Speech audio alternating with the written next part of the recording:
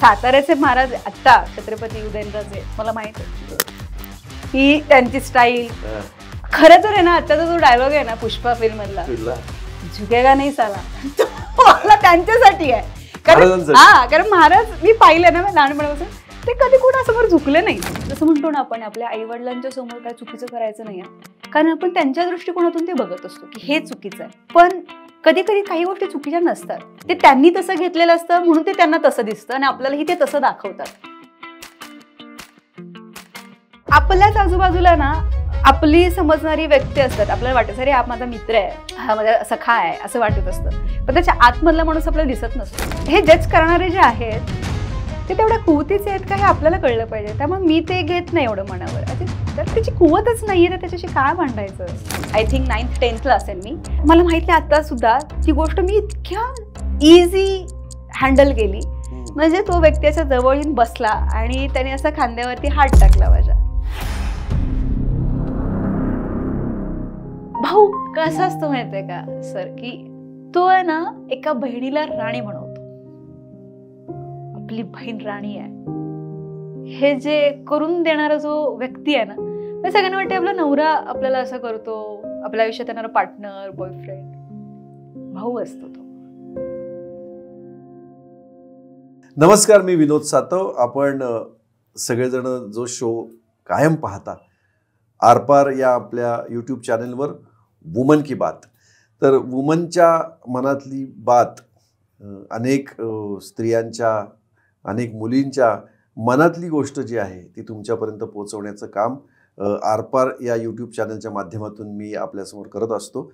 आज आपल्याशी गप्पा मारायला किंवा आज मला ज्यांच्याशी गप्पा मारता येणार आहेत आणि मी अतिशय उत्सुक आहे गप्पा मारायला. कारण असं आहे ना की एखाद्या शहरामधल्या मातीचा वास त्या शहरातल्या एखाद्या कलाकाराच्या कलाकृतीमधून आपल्याला दिसत असतो. आणि एखाद्या व्यक्तीची आई जी भाषा बोलते ज्या पद्धतीने बोलते ती असते त्या व्यक्तीची मातृभाषा असं मला वाटतं. मी आपला जास्त वेळ घेत नाही आणि त्या व्यक्तीच्या आणि तुमच्यामध्ये मी जास्त वेळ बोलत नाही.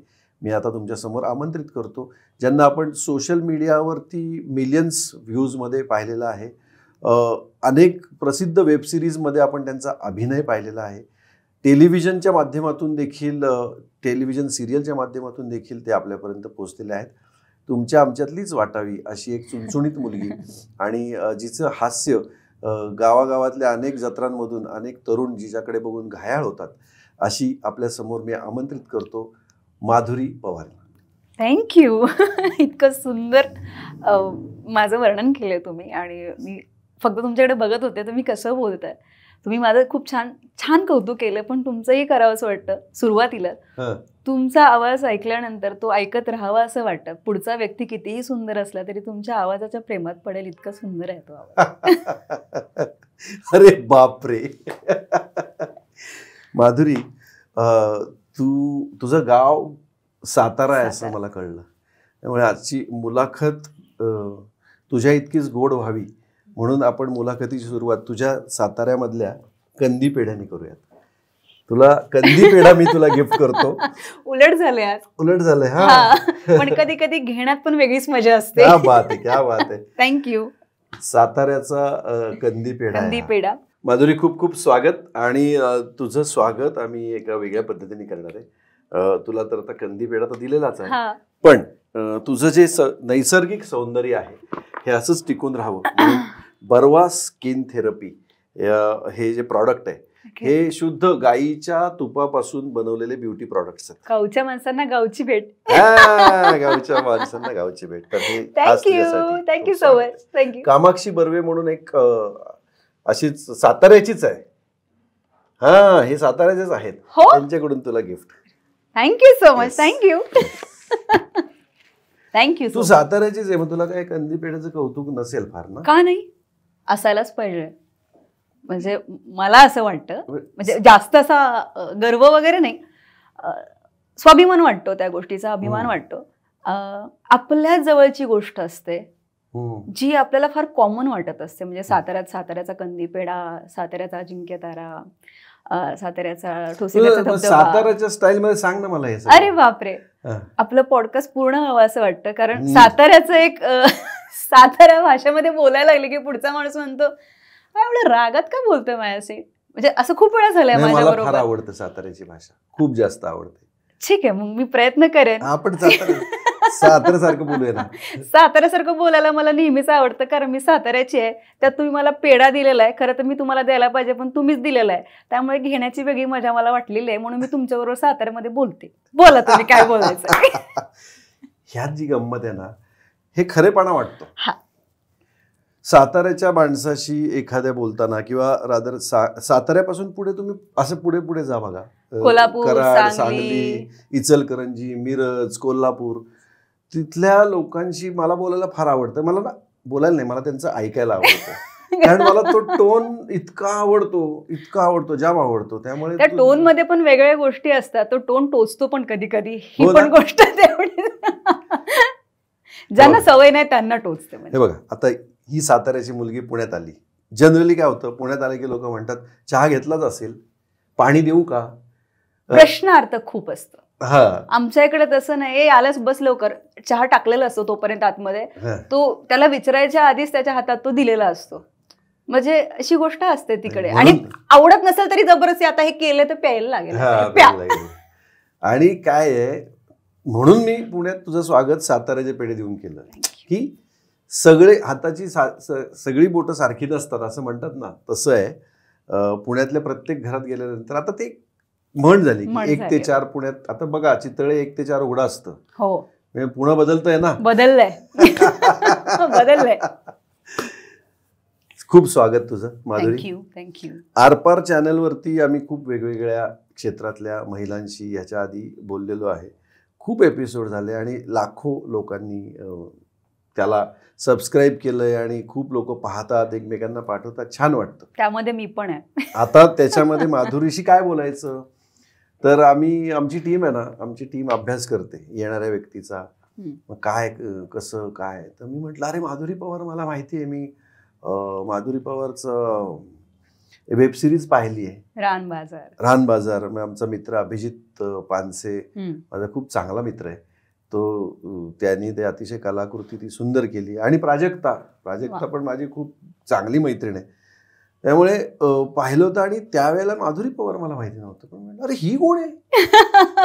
खूप लोकांनी हाच प्रश्न विचारला.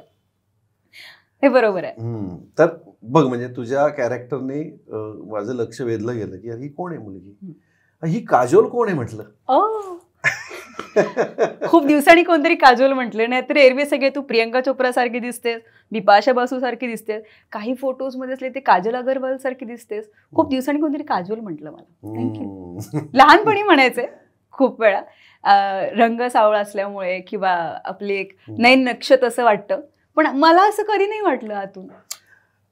काजोल मी अशासाठी म्हटलं की त्या भूमिकेमध्ये एक तर तिला ते एक केस टकलू म्हणू शकतो मी, तू टकली होतीस त्याच्यात. हा, केस नसलेली तू त्याच्यामध्ये होतीस, त्यामुळे मला प्रकर्षाने भुवया दिसल्या. भुवया जॉईंट. म्हणून ते मला ही कोण काजल असं मी तेव्हा म्हटलं होतं. लहानपणीचा विषय तू काढलास, तर तुझं बालपण साताऱ्यात गेलंय, जन्म साताऱ्यात झालाय. तर लहानपण तुझं म्हणजे तू काय कला क्षेत्रात तर आता आली आहेस, त्यामुळे तू आता लोकांसमोर येते. बरोबर आहे. लहानपणीचं साताऱ्यातल्या काही आठवणी? लहानपणीच्या एवढ्या आठवणी असतात, ते सांगायला बसलं तर खूप वेळ जाईल. पण लहानपण आणि कलाक्षेत्र कसं जोडलं गेलं याच्याबद्दल मला आवडेल सांगायला. त्याचं लहानपणी आपल्याला काहीच माहित नसतं, पण पुढे जाऊन कोण होणार आहे. जसं मला लहानपणी वाटायचं, कधी वाटायचं मी डॉक्टर होणार आहे, कधी वाटायचं मी वेगळ्या क्षेत्रात जाईन, कधी वाटायचं मी शिक्षिका होणार आहे. शाळा कुठली? मी कन्या शाळा करंजपेठ सातारा. अगदी म्हणजे प्रॉपर म्हणजे अजूनही मी शाळेशी तेवढीच कनेक्ट आहे. म्हणजे परवाच मी माझ्या मुख्याध्यापकांना फोन केला, एक प्रोजेक्ट करते मी, सो त्या संदर्भात एक सोशल वर्क आहे. सो त्यांचा फोन आला, मग त्या शाळेतले जे रिटायर झालेले शिपाई आहेत ते सुद्धा अजून माझ्याशी बोलतात. म्हणजे माझं कनेक्शन जे म्हणतं नातं जोडलं जातं, ज्या स्वभावाची मी आहे. आणि तसं राहावं प्रत्येकाने, कारण लहानपण ज्या गोष्टीत ज्या माणसांच्या आजूबाजूला गेलेलं असतं ना, त्याच्यावरती माणूस तयार होतो असं मला वाटतं. त्याचे करंजपेठ विचार, तशीच आहे का अजून? करंजपेठ तशीच आहे. माझी शाळा अगदी अशी एक रोड आतमध्ये जातो आणि मग तिथे एक 2 मजली बिल्डिंग होती. आता त्याच्यावरती 1 मजला चढलेला आहे. सो प्रगतीपथावरती आहे. मुलींचे ऍडमिशन आमच्या वेळेस फार कमी असायचे, आता ते जास्त वाढलेले आहेत. शाळेमध्ये काय म्हणतो आपण त्याला, त्यावेळेस सुखसुविधा वेगळ्या होत्या, आता वेगळ्या झालेल्या आहेत. म्हणजे चांगल्या गोष्टींचा त्याच्यामध्ये समावेश झाला. तो करंजपेठ बदललंय, चांगल्या पद्धतीने बदललेलं आहे ते. सातारा काही बदललं नाही. सातारा काय, खालचा रोड आणि वरचा रोड, म्हणजे खालचा रस्ता आणि वरचा रस्ता. कधीही तुम्ही साताऱ्यात आला तर तुम्ही कधी हरवणार नाहीये तिथे. कुठे विचारल्यावर ते खालच्या रस्त्यालाच का वरच्या रस्त्यालाच असं विचारतील. काही लोकांना असं वाटतं की केवढूच आहे सातारा, पण मला असं वाटतं की हीच गोष्ट खूप छान आहे साताऱ्याची. माणूस कुठे तिथे हरवत नाही, माणसाला कधी उशीर होत नाही. त्याला काही पाहिजे तो पटकन जाऊन घेऊन येऊ शकतो. एखाद्या माणसाला वाट पाहायला लावणं फार म्हणजे ते वाईट गोष्ट आहे. ती मला कळाली आहे काही 2-3 वर्षा जेव्हा आपण वाट बघायला लावतो पुढच्या माणसाला तेव्हा. पण साताऱ्यात ती गोष्ट फार कमी आहे. साताऱ्यामध्ये निसर्ग खूप सुंदर आहे आणि खूप लांब नाही जायला लागत तुम्हाला. म्हणजे आता मी जिथे राहते, मी उठले की मला कास, सगळ्यांना माहिती आहे कास पठार, तिथं फुलं येतात, जगप्रसिद्ध फुलं आहेत तिथं. तर त्याच्या बॅक साईडला मी राहते. त्यामुळे उठल्या उठल्या मला ते डोंगर, मग पक्षी, आणि साताऱ्यात असं नाही की मी राहते तिथेच दिसतं. तुम्ही साताऱ्याच्या कुठल्याही एरियात राहा, तुम्हाला तिथून तो दिसतच, कारण चहूबाजूला डोंगर आहेत. कुठल्या बाजूने अजिंक्यतारा दिसतो, कुठल्या बाजूने तुम्हाला कास बॅक साईड दिसते. म्हणजे डोंगर आहेतच तिथं, मस्त निसर्ग आहे तिथे. खाण्यापिण्याचे काही प्रॉब्लेम्स नाहीत, भाज्या ऑर्गॅनिक मिळतात तुम्हाला तिथे. माझ्या घराच्या इथे तर अगदीच जवळ गेले की तिकडे शेतच आहेत. त्यामुळे तिथून एक आजी येते, कुठले बाबा येतात, मग ते घेऊन येतात. आज शेवग्याच्या शेंगा, कालच शेवग्याच्या शेंगा घेतल्या आम्ही. मग ते पण बघायच्या कुठल्या झाडाच्या आहेत. मग तिथं असं नाही विचारलं जाते कुठून याच्यावरती काय ती प्रक्रिया केली असेल का, असं काही प्रश्न पडत नाही. कारण खाणं पिणं इतकं छान आहे साताऱ्यात. म्हणजे साताऱ्याची भाजी आणि साताऱ्याची माणसं दोन्ही ऑर्गॅनिक आहे. दोन्ही ऑर्गॅनिक आहे, जे आहे मनात ते तोंडावर आहे. तर शाळेचा विषय निघाला आणि तुझ्या बालपणामध्ये आपण बोलत होतो, आणि सातारा बदललं नाही हा सगळा. सातारा बदललं नाही, तुझ्या आजूबाजूची माणसे नसतील बदलली, तशीच आहेत. मग लहानपणापासून शाळेत स्नेहसंमेलनात वगैरे भाग घेतला? खूप. म्हणजे मी अजूनही सांगते की आपला श्वास कसा न कळत आपल्या बरोबरच असतो, आपण त्याच्यावरती लक्ष नाही केंद्रित करत, तो त्याचं काम करतो. तसं मला असं वाटतं की आयुष्यात माझ्या तरी नटराजाने इतकी छान कृपा ठेवलेली आहे की नृत्य आणि अभिनय हे माझ्याबरोबर नेहमीच होतं. म्हणजे मला त्याच्याकडे बघावं नाही लागलं. त्यामुळे शाळेत असतानाच मी वेगवेगळ्या स्पर्धांमध्ये भाग घ्यायचे. मग ते नृत्य स्पर्धा असो, चित्रकला असो, निबंध स्पर्धा असो, खेळांच्या स्पर्धा असो, अभिनय स्पर्धा असो, प्रत्येक गोष्टीमध्ये मला आवडायचं. पण काही गोष्टी जास्त हायलाईट झाल्या, जसं की नृत्य. आणि नृत्य हे एक वेगळ्याच प्रकारची ताकद आहे, ज्याच्यामध्ये तुम्ही खूप साऱ्या लोकांना असं पकडून ठेवू शकता, अशी गोष्ट आहे ती. आणि ती आपसुक मला माहित नाही, ती आली माझ्या आतमध्ये आणि ती माझ्या आईवडिलांच्या कृपेने, वडिलांच्या कृपेने ती छान बहरत गेली. माझ्या आजूबाजूच्या गोष्टी, माझी शाळा त्याच्यामध्ये पण खूप महत्त्वाचा भाग आहे. कारण शाळेत काय होतं ना, आपल्या आतले जे सुप्त कलागुण असतात ते बाहेर निघण्याची ती जागा असते. आणि जेव्हा तुमचे शिक्षक तुम्हाला सांगणार ही मुलगी खूप हे छान करते, हे डान्स छान करते, चुणचुणीत म्हणजे मी फारच आगाऊ होते. चुणचुणीत आणि आगाऊ ह्याच्यात एक फरक आहे नाही का? नाही, माझ्या अशा 2 बाजू आहेत त्या गोष्टींच्या, मला वाटतं. आणि असायला पाहिजे मुलींनी तसं. आगाऊ कॅटेगरी? मी आगाऊ कॅटेगरी मधली आहे. मग मी तेवढीच अभ्यास होते, त्यामुळे मी कधी मार नाही खाल्ला. म्हणजे पहिल्या 3 मध्ये राहायचंय बाबा आपल्याला, पण सगळंच करायचंय. एक अभ्यासू किडा म्हणून राहणारी, अशी मान खाली घालणारी आणि हो हो हो असं म्हणून नाही. मग मी 2 छड्या पण खाईन, ही गोष्ट मी केली, ओके. पण मग शाळेमध्ये मार खाल्लाय का शिक्षकांचा? उशिरा पोचायचे. मग तेव्हापासून इव्हेंट पर्यंत असंच तेच चालू राहिलंय? तेव्हा छडा मिळायचा, आता उशिरा गेले की मान मिळतो. अरे सेलिब्रिटी उशिराच येतात नेहमी, असं कुणीतरी मला सांगितलं आणि ते मला फारच मनापासून आवडलं. म्हणलं हे आपल्याला कुठेतरी एक समरस होत आहे, मग आपण बरोबर आहे. पण यावर्षी मला असं वाटलं की आपण चेंज करावं, म्हणून मी आज स्टुडिओला सुद्धा 5 मिनिटं आधी पोहोचली. येस 2025 मध्ये हा तुझा एक बदल आहे. तर मग तू आता बोलता बोलता बोललीस की घरच्यांचा सपोर्ट. मी असं ऐकलंय की तुला तुझ्या घरामध्ये म्हणजे आई वडील अतिशय सामान्य कुटुंबातून तू आलेली आहेस. मी पण अतिशय सामान्य कुटुंबातून आलोय. तुला माहिती आहे का माझे वडील काय करायचे? मी लहान असताना रिक्षा चालवायचे पुण्यामध्ये. तर तुझे वडील काय करायचे? माझे वडील गवंडी काम करायचे. क्या बात आहे. मिलावत. अजूनही करतात. हो का? हा, म्हणजे त्यांना मी असं फोर्सफुली म्हणते, पप्पा आता बाळ झालं ना. इव्हन तुम्हाला सांगू आजचा किस्सा. मी सकाळी निघाले साताऱ्यावरून, तर मी बेडरूममध्ये तयार होत होते. पप्पा आले, नॉक केलं, आतमध्ये आले. मला काय झालं पप्पा?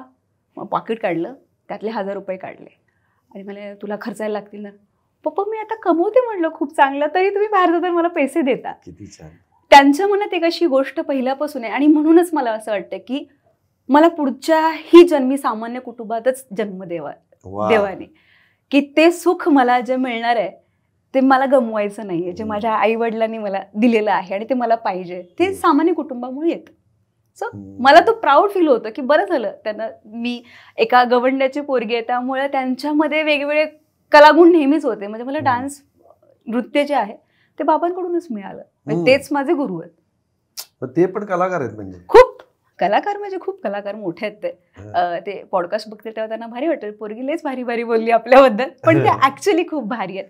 म्हणजे ते त्यांच्या कामात तर भारीच आहेत, पण एक माणूस म्हणून खूप चांगले आहेत. आणि त्यांनी मला ते खूप छान घडवलं. कारण प्रत्येक घरामध्ये जेव्हा मुलगी जन्माला येते ना, तेव्हा जो बाप तिच्या मागे उभा असतो, तो ज्या प्रकारे उभा असतो, जो ज्या प्रकारे आपल्या मुलीला वाढवतो आणि तिला पसरायला वाव देतो, ते जर मिळत गेलं तर प्रत्येक घरात माधुरी पवार होईल तयार. आणि हे माझ्या आई बाबांनी खूप चांगलं केलं. ते खूप शिकलेले नाही आहेत. म्हणजे माझे बाबा हार्डली 4थी शिकलेत. त्यांचा शेवटचा दाखला 4थीचा आहे माझ्याकडे. आई तर मला अजूनही सांगते की आई वडिलांना, तिच्या आई वडिलांना ती बोलत असते, काय मी शाळेत जात होते चांगलं, मला घरी बसवलं आणि ती शिरडं घेऊन दिली आणि ती गाया घेऊन दिल्या आणि पाठवायचे मला. मी मम्मीला कधी कधी म्हणते ना, मम्मी तू वाचत का नाहीस, बसत का नाही, अभ्यास कर. मी आता पण तिला म्हणते, आता पण अभ्यास कर, काय बिघडतंय. तरी तिचं असे तांदूळ निवडणं सुरू असतं, म्हणजे स्क्रोलिंग. मी तांदूळ निवडणं म्हणते त्याला, तर स्क्रोलिंग सुरू असतं. मग त्यावेळेस ती म्हणते, ते तिची कथा अशी की ती शाळेत जायची, पण त्यावेळी तिची इतकी मोठी केस आहेत आमच्या आईची, तर तिला ते केस विंचरायला आई घरी नसायची, तिची आई कामाला जायची, त्यामुळे तिला शाळेतून सारखे घरी पाठवायचे. मग ती गेलीच नाही शाळेत. पण तिनं आयुष्याचे धडे इतके चांगले घेतलेत की तिनं मला MBA होईपर्यंत छान शिकवलं. तू MBA केलंस? हा, मी MBA पासआउट स्टुडंट आहे. फर्स्ट क्लासमध्ये पासआउट झालेली विद्यार्थी आणि लेक्चरर होते मी 2 वर्ष. एक मिनिट असं हळूहळू सांग. कारण माधुरी पवार रील स्टार सुरुवातीला, नंतर कळलं की अरे हिला अभिनय पण येतो, डान्स तर येतोच. अरे बापरे. आणि आता कळलंय की तू MBA केलंयस. MBA काय स्पेशलायझेशन? मी MBA केलं. First of all me BCA complete केलं. त्यावेळेस मला असं वाटलं की लँग्वेजेस शिकण्यात मला केवढा एवढा रस नाहीये. सो मी चूज केलं आपण MBA करायचं म्हणून. मग MBA मध्ये मी HR केलं, ह्युमन रिसोर्स, आणि BCA केलेलं असल्यामुळे मी सिस्टीम ही केलं. म्हणजे मी डुअल स्पेशलायझेशन केलं आणि ते खूप चांगल्या रीतीने झालं. म्हणजे मस्त झालंय माझं शिक्षण. आणि लेक्चरर काय म्हणून? लेक्चरर मी आर्किटेक्चर कॉलेजवरती होते आणि HR शिकवत होते मी तिथे 2 इयर्स. काय सांगतेस? कुठे? साताऱ्यामध्ये. मग त्या सिनेमातल्या शिक्षिकासारखं असेल? खूप झालं ते, अतिशय झालं. आणि सोडण्याचं कारणच ते झालं. जसं तुम्ही म्हणालात की सिनेमामध्ये शिक्षिकांचं जसं होतं, म्हणजे मी आता फार छान, तुम्ही बोलताय किंवा एखादं कोणी पुरुषून बोलला तर मी छान बोलेन त्याच्याशी. मग पूर्वी तशी नव्हते मी. पूर्वी फार टॉम बॉईश आणि असे, हा का बोलला माझ्याशी, त्याचा काय अधिकार बोलण्याचा. म्हणजे मुलांविषयी तसं असायचं मला. आणि फार फ्रेंड सर्कल कमी असणारी इंट्रोवर्ट आहे मी फार. म्हणजे मी सोशलाइज खूप होत नाही. पण ते शिकवताना वगैरे म्हणजे मी प्रश्न दिलेले असायचे आणि काही चाचणी वगैरे असायचे, आपण घरी देतो ना की तुम्ही सोडून वगैरे घेऊन या, उद्या तुमची उत्तरपत्रिका घेऊन या. म्हणजे उत्तरपत्रिका घरी नेल्यानंतर तपासताना काही शायऱ्या असायच्या, काही मध्ये गुलाबाची फुलं असायची, काही जणांचं खूप इतकं छान वर्णन.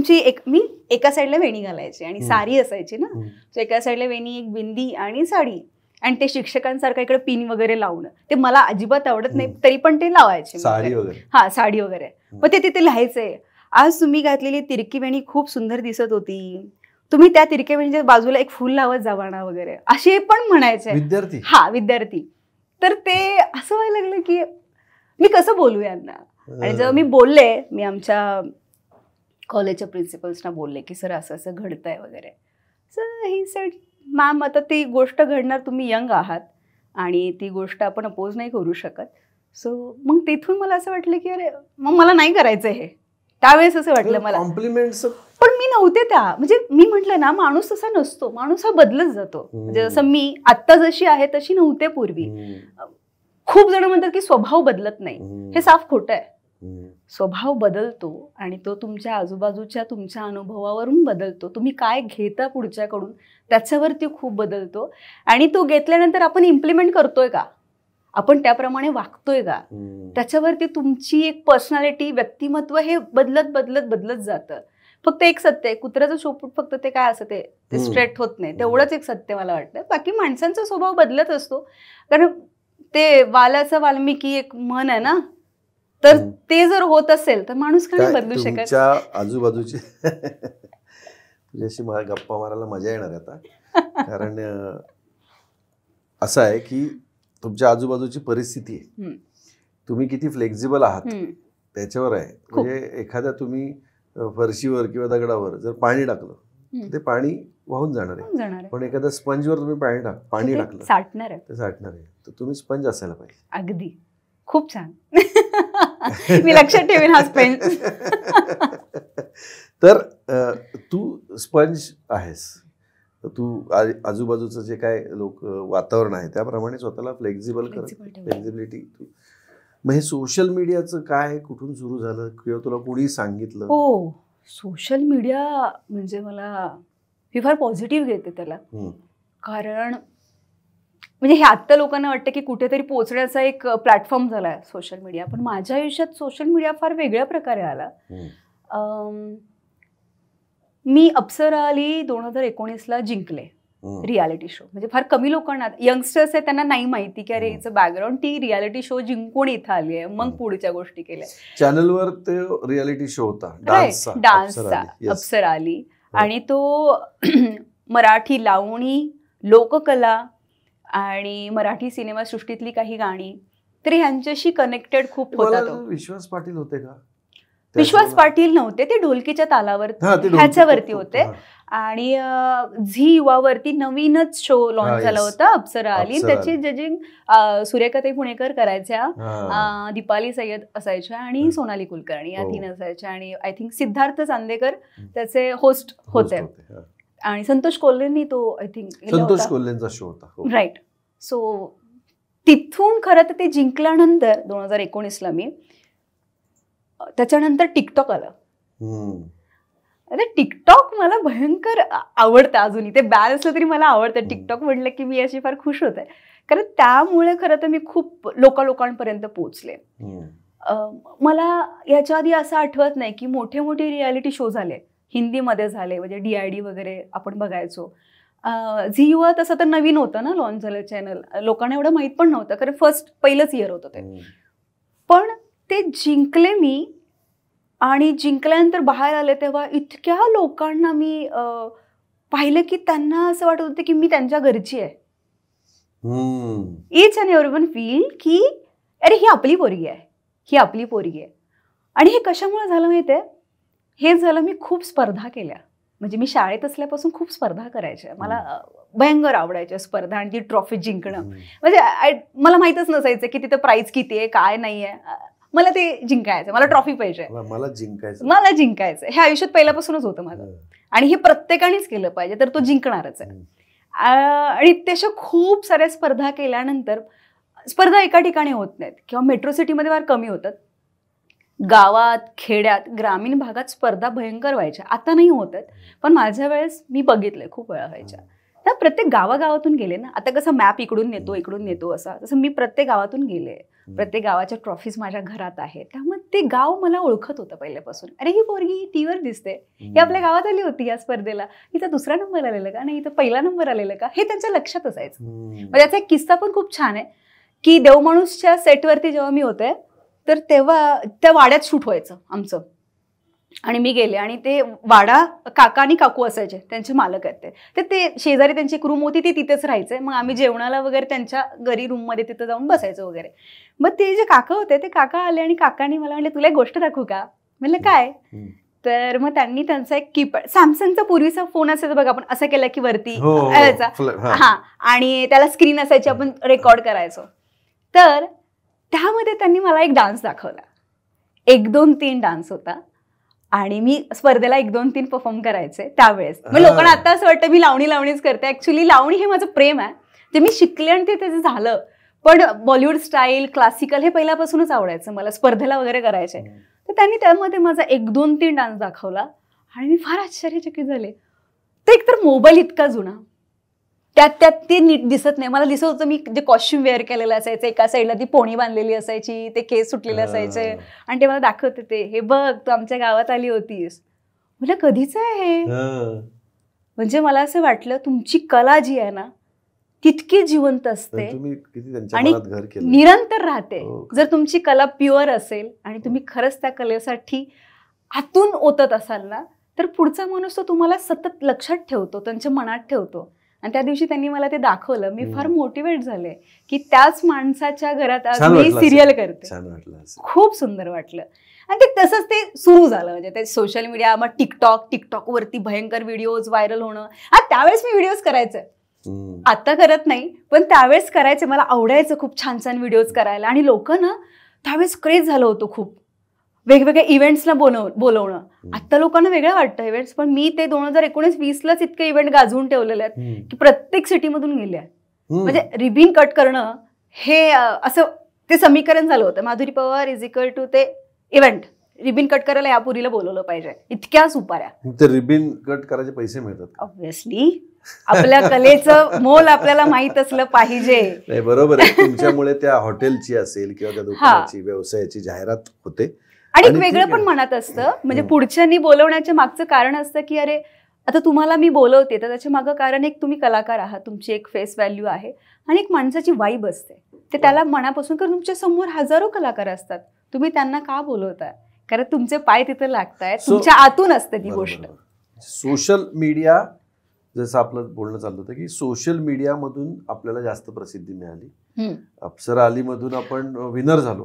विनर झाले मी त्याच्यातून. त्याच्यानंतर टिकटॉकमुळे खूप लोकांच्या घराघरात तो चेहरा पोहोचला. पण सोशल मीडियामधनं व्हरायटी ऑफ कंटेंट लोकांना बघायला मिळालं. हिला हे पण येतंय, हिला हे पण येतंय. आणि सोशल मीडिया कसं तुमच्या हातात आहे ना, त्या मोबाईल मध्ये बघायला मिळतं. अभिजित पानसे सरांना मी सोशल मीडियावरूनच सापडले. अभिजित पानसे बघा, मी त्यांना प्रश्न विचारला होता, सर पाहत असते त्यांना कळेल. मी त्यांना म्हटलं सर, म्हणजे मला काय वाटत होतं तोपर्यंत मी 2 सिरियल वगैरे केलेलं ना, तर बेटर वाटतं आपल्याला. मी काहीतरी काम केलं वगैरे. अप्सरा अलीची विनर आहे मी, देवमाणूस केलं होतं, तुझ्या जीव रंगलाचं रिप्लेसमेंट मी केलं होतं वहिनी साहेब. सो मला असं वाटतं ते त्याच्याबद्दल काहीतरी बोलतील, ते काहीच बोलले नाहीत. मग मी विचारलं सरांना, सर तुम्ही म्हणजे मला का कास्ट करताय या कॅरेक्टरसाठी, भूमिकेसाठी? म्हणजे तुझे मी खूप सारे व्हिडिओज पाहिलेत, याचे सॉर्ट की काहीतरी डान्सिकल, काहीतरी ऍक्टिंगचे व्हिडिओ पाहिले असतील. तर त्यांनी माझे जे मी इतक्या जनसमुदायात असायचे, फॅन मुवमेंट, आणि ते फॅन्स यायचे, मग मी स्टेजवर असायचे, मग मी बोलायचे वगैरे, जे त्यांना पाहिजे होतं ते त्या मुलीत होतं असं त्यांचं म्हणणं होतं. आणि ते त्यांना त्यांच्या बायकोने दाखवलं. त्यांच्या मिसेस अश्विनीताई त्यांच्या घरी गेले होते, तेव्हा म्हटलं मी तुझी फॅन आहे, तू खूप सुंदर करतेस सगळं. म्हटलं थँक्यू. मग ते त्यांच्याकडून कनेक्शन गेलं अभिजित सरांकडे. मग अभिजित सरांनी त्याचं R&D केलं की आपल्याला जे कॅरेक्टर पाहिजे, जे हजारो लोकांच्या समोर उभं राहिल्यानंतर तेवढाच कॉन्फिडेंटली बोलेल, करेल, सो तीही मुलगी आहे, म्हणून त्यांनी मला कास्ट केलं. आणि नंतर मग आमची मीटिंग झाली. सो त्यांना काहीच नव्हतं माहिती मी अभिनय करते किंवा काय. असं आपल्याला असं म्हणायला हरकत नाही की सोशल मीडियामुळे माधुरी पवार यांना रान बाजार सारखी एक मराठीतली अतिशय धाडसी आणि मस्त सिरियल, तर खूप लोकांनी ती सिरीज पाहिली. तर अशा माधुरी पवारला, ही ब्रेकिंग न्यूज आहे, माधुरी पवारला सोशल मीडियामुळे मिळाली वेब सिरीज. तुझ्याशी बोलत असताना ना माझ्या मनात खूप प्रश्न निर्माण होत आहेत. मग मी त्यातले 2-3 बाजूला काढून त्यातला एक निवडतो असा. ओके, आता काय तुला विचारायचं, तुझ्या उत्तरांमधून मला खूप प्रश्न सुचत आहेत. आणि मला ना तुझं मध्ये एक रील खूप गाजलं होतं. म्हणजे मी ते खूप खूपदा पाहिलं होतं, पुन्हा पुन्हा पाहिलं होतं, ज्याच्यामध्ये तू अतिशय सुंदर देखण्या गायींमध्ये चालली आहेस. गायी देखण्या आहेत का? हा, म्हणजे गायी पण देखण्या आहेत त्या रीलमध्ये, तुझ्या इतक्याच त्याही देखण्या आहेत आणि पाठीमागे सुंदर असा हिरवागार डोंगर आणि बहुतेक अजिंक्य ताराचा टॉवर पण दिसतोय त्याच्यामध्ये. हो, बॅक साइड. बरोबर आहे, तीच रील आहे. साताऱ्यावरती बघितलं का माझं किती लक्ष आहे बारीक. तर ती फार मजा वाटली आणि तू अगदी तयार बियार होऊन त्या रील मध्ये गेली होतीस. हा, त्या रीलची एक बॅक स्टोरी आहे. तर सगळ्यांच्याच आवडत्या म्हणून मला तर प्रचंड हृदयाजवळच्या अभिनेत्री ज्या या जगात नाही आहेत पण तरी पण आहेत, स्मिता पाटील. आणि त्यांना एक मानवंदना म्हणून मला असं वाटलं की आपण काहीतरी करावं, एक छानसं काहीतरी करावं. कारण भरपूर वेळा ना माझ्या काय गावरान लुकमध्ये ना लोक कमेंट करायचे की तुम्ही स्मिता पाटील सारख्या दिसता, याच्यामध्ये तुम्ही स्मिता पाटील सारख्या वाटताय. सो म्हटलं आपण होऊ तर नाही शकत पण एक अंश त्यांच्यासाठी काहीतरी करावा. म्हणून आम्ही म्हटलं की आज त्यांच्या गाण्यावरती काहीतरी रील करावं, त्यांच्यासारखं ते आवरावं. आणि जैत्रे जैत सिनेमा त्यांचा भयंकर, सगळ्यांनाच माहिती आहे ते म्हणजे. आणि त्याच्यामधली ती त्यांची जी वेशभूषा होती, केशभूषा होती, त्यांचं विदाऊट मेकअप आणि एक गावाकडची ती तरुणी, ती तसं होतं. मग म्हटलं हे करूया आपण. आणि मला भयंकर आवडतं करायला. त्यासाठी मला कुठला ड्रेसमेन आणि मेकअप आर्टिस्ट आणि कोणी लागत नाही. सो मला आवड आहे, ते मी करते सगळं. आणि मी ते केलं आणि गाडीत बसले होते. मी चालले आणि पुढे इतकं ते पॉम पॉम पॉम करायला म्हणून मी बघितलं तर पुढे सगळ्या गायी म्हशी आणि तो कासला वरती आहे ना सगळी गावं आहेत. तर तिकडचे गावकरी त्यांचे आपले जनावरं घेऊन आले होते. मला थांबा, मला जायचे त्यांना भेटायला. तर म्हणजे गाडीला अगो गोप शिंग मारतील काय, तुला कळतंय का आपण चाललोय कशासाठी वगैरे असं. मला नाही ना, मला जायचंय. तशी मी हट्टी गोऱ्याचं आहे. मग कुणाचं ना ऐकता मी उतरले. ए गा बसा रे तुम्ही, म्हटलं मला उतरायचंय. उतरले आणि माझ्या मागे मागे बहीण पण उतरली. ऍक्च्युली तो शूट माझ्या बहिणीने केलेला आहे. सो मी उतरले आणि त्या गायी इतक्या छान होत्या. तुम्ही त्यामध्ये बघाल ना, ते एका गायला मी बोलून असं असं करते, काय ग बाई, काय काय कुठे चालली तू. तर ती पण अशी करते मला, हो हो हो. तिचं डोकं इकडे लावते मला, ती तिच्या गळ्याला मी असं हात लावलं तर ती पण तशीच रिॲक्ट करते. म्हणजे ती जनावरं इतकी प्रेमळ आहेत आणि ती गावाकडेच आहेत. स्पर्शाची भाषा त्यांना कळते की कसा स्पर्श आहे. आणि ते मी करत होते. आणि त्यावेळेस ते गाणं खूप छान व्हायरल होतं. आता तुम्ही आहात म्हणून मी त्याची सुरुवात अलीकडून करते. म्हाताऱ्याच्या धोतराची गाठ सुटेना, कस सांगू राणी मला गाव सुटेना. त्याच्यात हे पण आहे काय, म्हातारीच्या डोईवरचा पदर हटना, काय सांगू राणी मला गाव सुटना. म्हणून म्हटलं तुम्ही भारी आहात, तुम्ही भारी आहात म्हटलं. कारण मी पहिल्यांदाच म्हटलं तो सेन्स ऑफ ह्युमर तुमचं खूप सुंदर आहे आणि हे गाणं बरोबर क्रॉस मिसमॅच न होता मॅच झालेलं आहे ते. So get to the point की तिथे ते तसं वातावरण होतं आणि ते गाणं पण फार व्हायरल होतं त्यावेळेस. आणि जायचं होतं गावाकडच्याच गोष्टी करायला आम्हाला आणि ते मी केलं. आणि ते आम्ही पोस्ट केल्यानंतर ते फार फास्ट मध्ये व्हायरल झालं. म्हणजे मला त्यावेळेस कळलं की तुम्ही जेवढे मॉडर्न फोटो, मॉडर्न व्हिडिओ असे टाकता, म्हणजे मीही टाकते because I am an artist, मला प्रत्येक चौकोनात बसायचं आहे. पण जेव्हा तुम्ही गावाकडची एखादी गोष्ट टाकता ना तर तीही तेवढ्याच आवडीने लोक बघतात आणि त्याच्यावरती प्रतिक्रिया भयंकर खूप सुंदर आल्या. आणि आता मी कुठे गेले की ते मला विचारतात, अहो तुमच्या होत्या का त्या गाया, तुमच्या म्हशी कुठे आहेत वगैरे असं खूप वेळा विचारतात. मसड कुठे त्याच्यामध्ये तुम्ही चालत. आणि मी फार अशी जशी मी आहे, म्हणजे मला ते त्यावेळेस असं होत नाही मग अशी चालणार वगैरे नाही. मग मी जशी बिंदास आहे तशी, मग त्या गाया म्हशीमध्ये चालणं, चल ग माझ्या बरोबर वगैरे हे करणं, हे सगळं केलं. म्हणजे इतका छान तो अनुभव असतो, तो गावात मिळतो तुम्हाला, गावात सुगंध. हा, क्या बात आहे. म्हणजे बघा, मला परफ्युम्स खूप आवडतात किंवा कोणी छान परफ्यूम मारून आलं की माझं असं लगेच लक्ष जातं, अरे क्या बात आहे. म्हणजे सुगंध आवडतात. पण असा रखरखीत उन्हाळा आणि पहिली ती जी सर येते त्यावेळेला मातीवरती जो असा तुषार पडतात पाण्याचे त्याचा तो वास, सुगंध, मृद्गंध. मृद्गंध, मृद्गंध नवीन शब्द घेऊन जाणार मी. नाही, शब्द खूप जुना आहे, आपण वापरत नाही. तुमच्याकडून माझ्यासाठी नवीन आहे, तो मी घेऊन जाणार. हा, घेऊन जा. नाही, आपण हे शब्द वापरले पाहिजेत. माधुरी, तू कुठे, आपली अभिजात मराठी भाषा आहे, जितकी जास्त आपण त्या भाषेला असो तर आपण तर गावाकडे होतो, आपण गावाकडे जाऊ. तर हे गावाकडचा मोकळेपणा, गावाकडच्या, आता बघा तुम्ही, गायी तर शहरात बघायला मिळत नाहीत. म्हणजे कुठेतरी गोठ्यात असतील पण कुठेतरी गोठ्यात. वाईट गोष्ट काय वाटतं, कचरा कुंडीच्या तिथे दिसतात त्याचं जास्त वाईट वाटतं. मी तुम्हाला एक किस्सा सांगू का? म्हणजे साताऱ्यामधलाच एक किस्सा आहे हा. म्हणजे गावागावात दिसतात त्या. मी आणि माझी बहीण असंच, मला 4 व्हीलर अजून तरी ती ड्राईव्ह व्यवस्थित करता येत नाही, सो आय जस्ट बाईकवरून फिरते, सगळं बांधून बिंदून, काही ना कळतं काही ना नाही कळत. आणि जात होतो आणि जेवायला एक सायली रेस्टॉरंट म्हणून आहे साताऱ्यात, पोय नाक्यावरच आहे. म्हणजे ते गाई बाहेर उभी होती आणि माझी बहीण आली नव्हती तोपर्यंत, मी पोचले होते. ती आली आणि मी तोपर्यंत ती गाई बघत होते. तर गाईचं आहे ना, मागे, मानेच्या इथून मागे ते खाली एक जखम झाली होती. ती काय करायची, तिच्या शिंगांनी सारखीच ती त्या जखमेला जशी ती करायची तसं कसं तरी व्हायचं आतून. पण ते तिला दुखत नाहीये का असं वाटायचं मला, पण तिच्या वेदना हे तिलाच माहिती होते, आपल्याला वेगळंच वाटत होतं.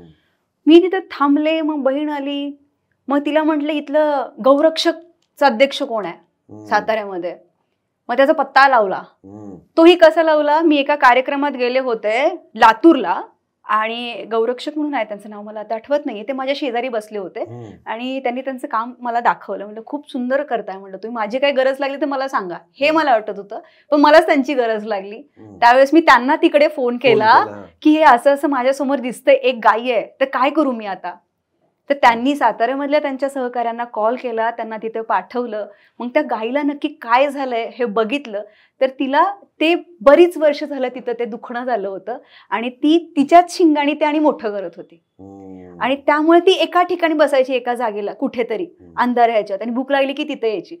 माझी बहीण येऊस तोपर्यंत तिला मी रोट्यात चालत होते, किती जाऊ नये, तू लवकर ये, तिला मी थांबून ठेवलं इकडे, असं करून तिला थांबवलं.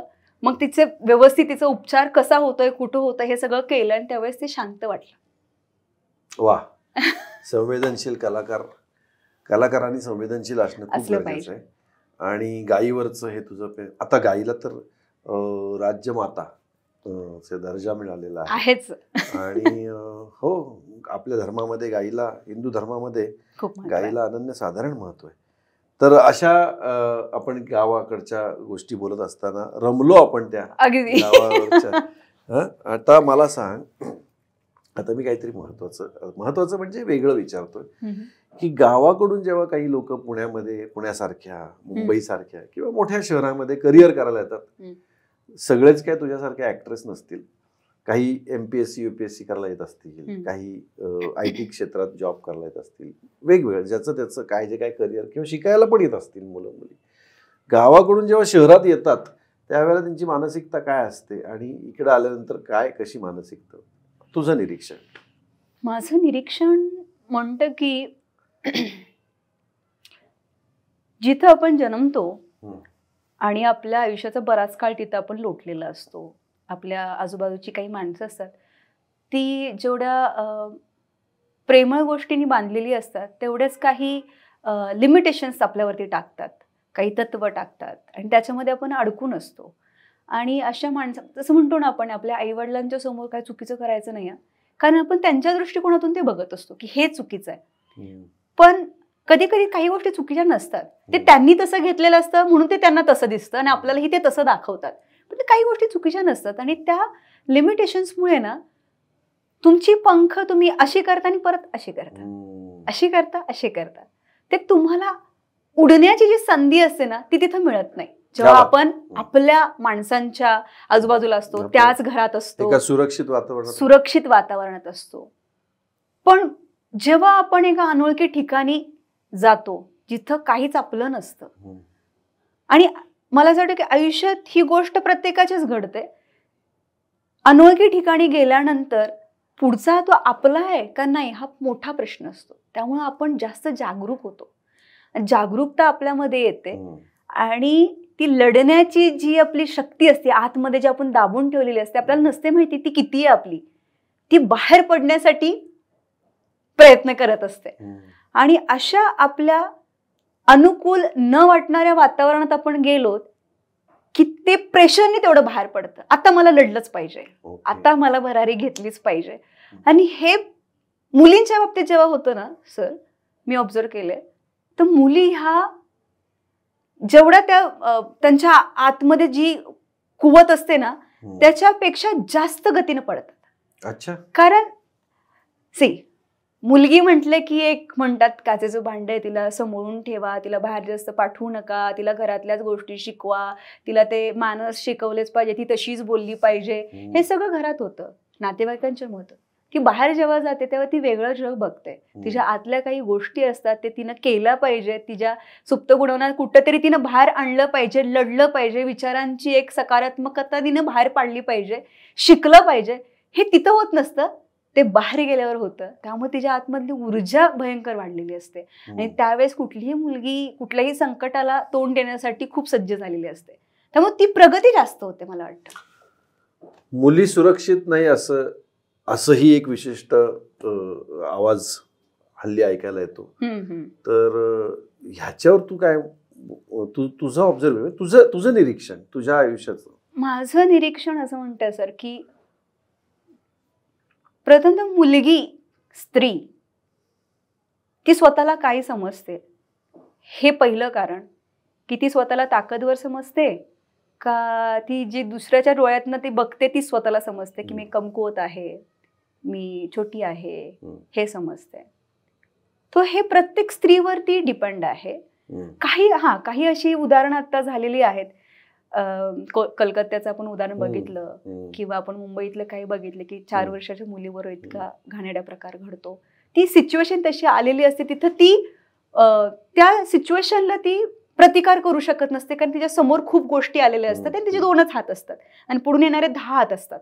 त्यामुळे ती तशी होते. पण ते सोडून विचारांमध्ये ती बाकीच्यांबरोबर जेव्हा लढत असते ना तेव्हा ती मोठी असते.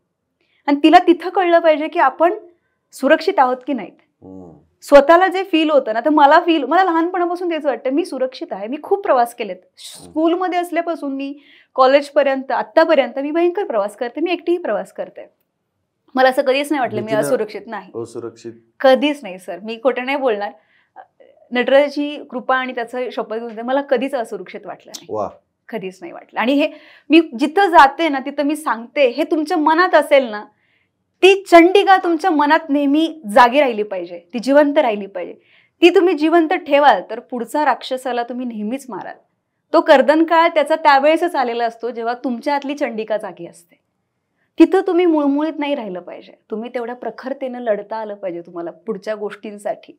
आणि कधी कधी प्रखरशाने लढण्यापेक्षा ना बुद्धीने पण लढता आलं पाहिजे. फॉर एक्झाम्पल मी एक गंमत सांगते तुम्हाला, एखादा मला उदाहरण सांगते. तेव्हा तर मी स्कूलमध्ये होते sir, I think 9th 10th ला असेल मी.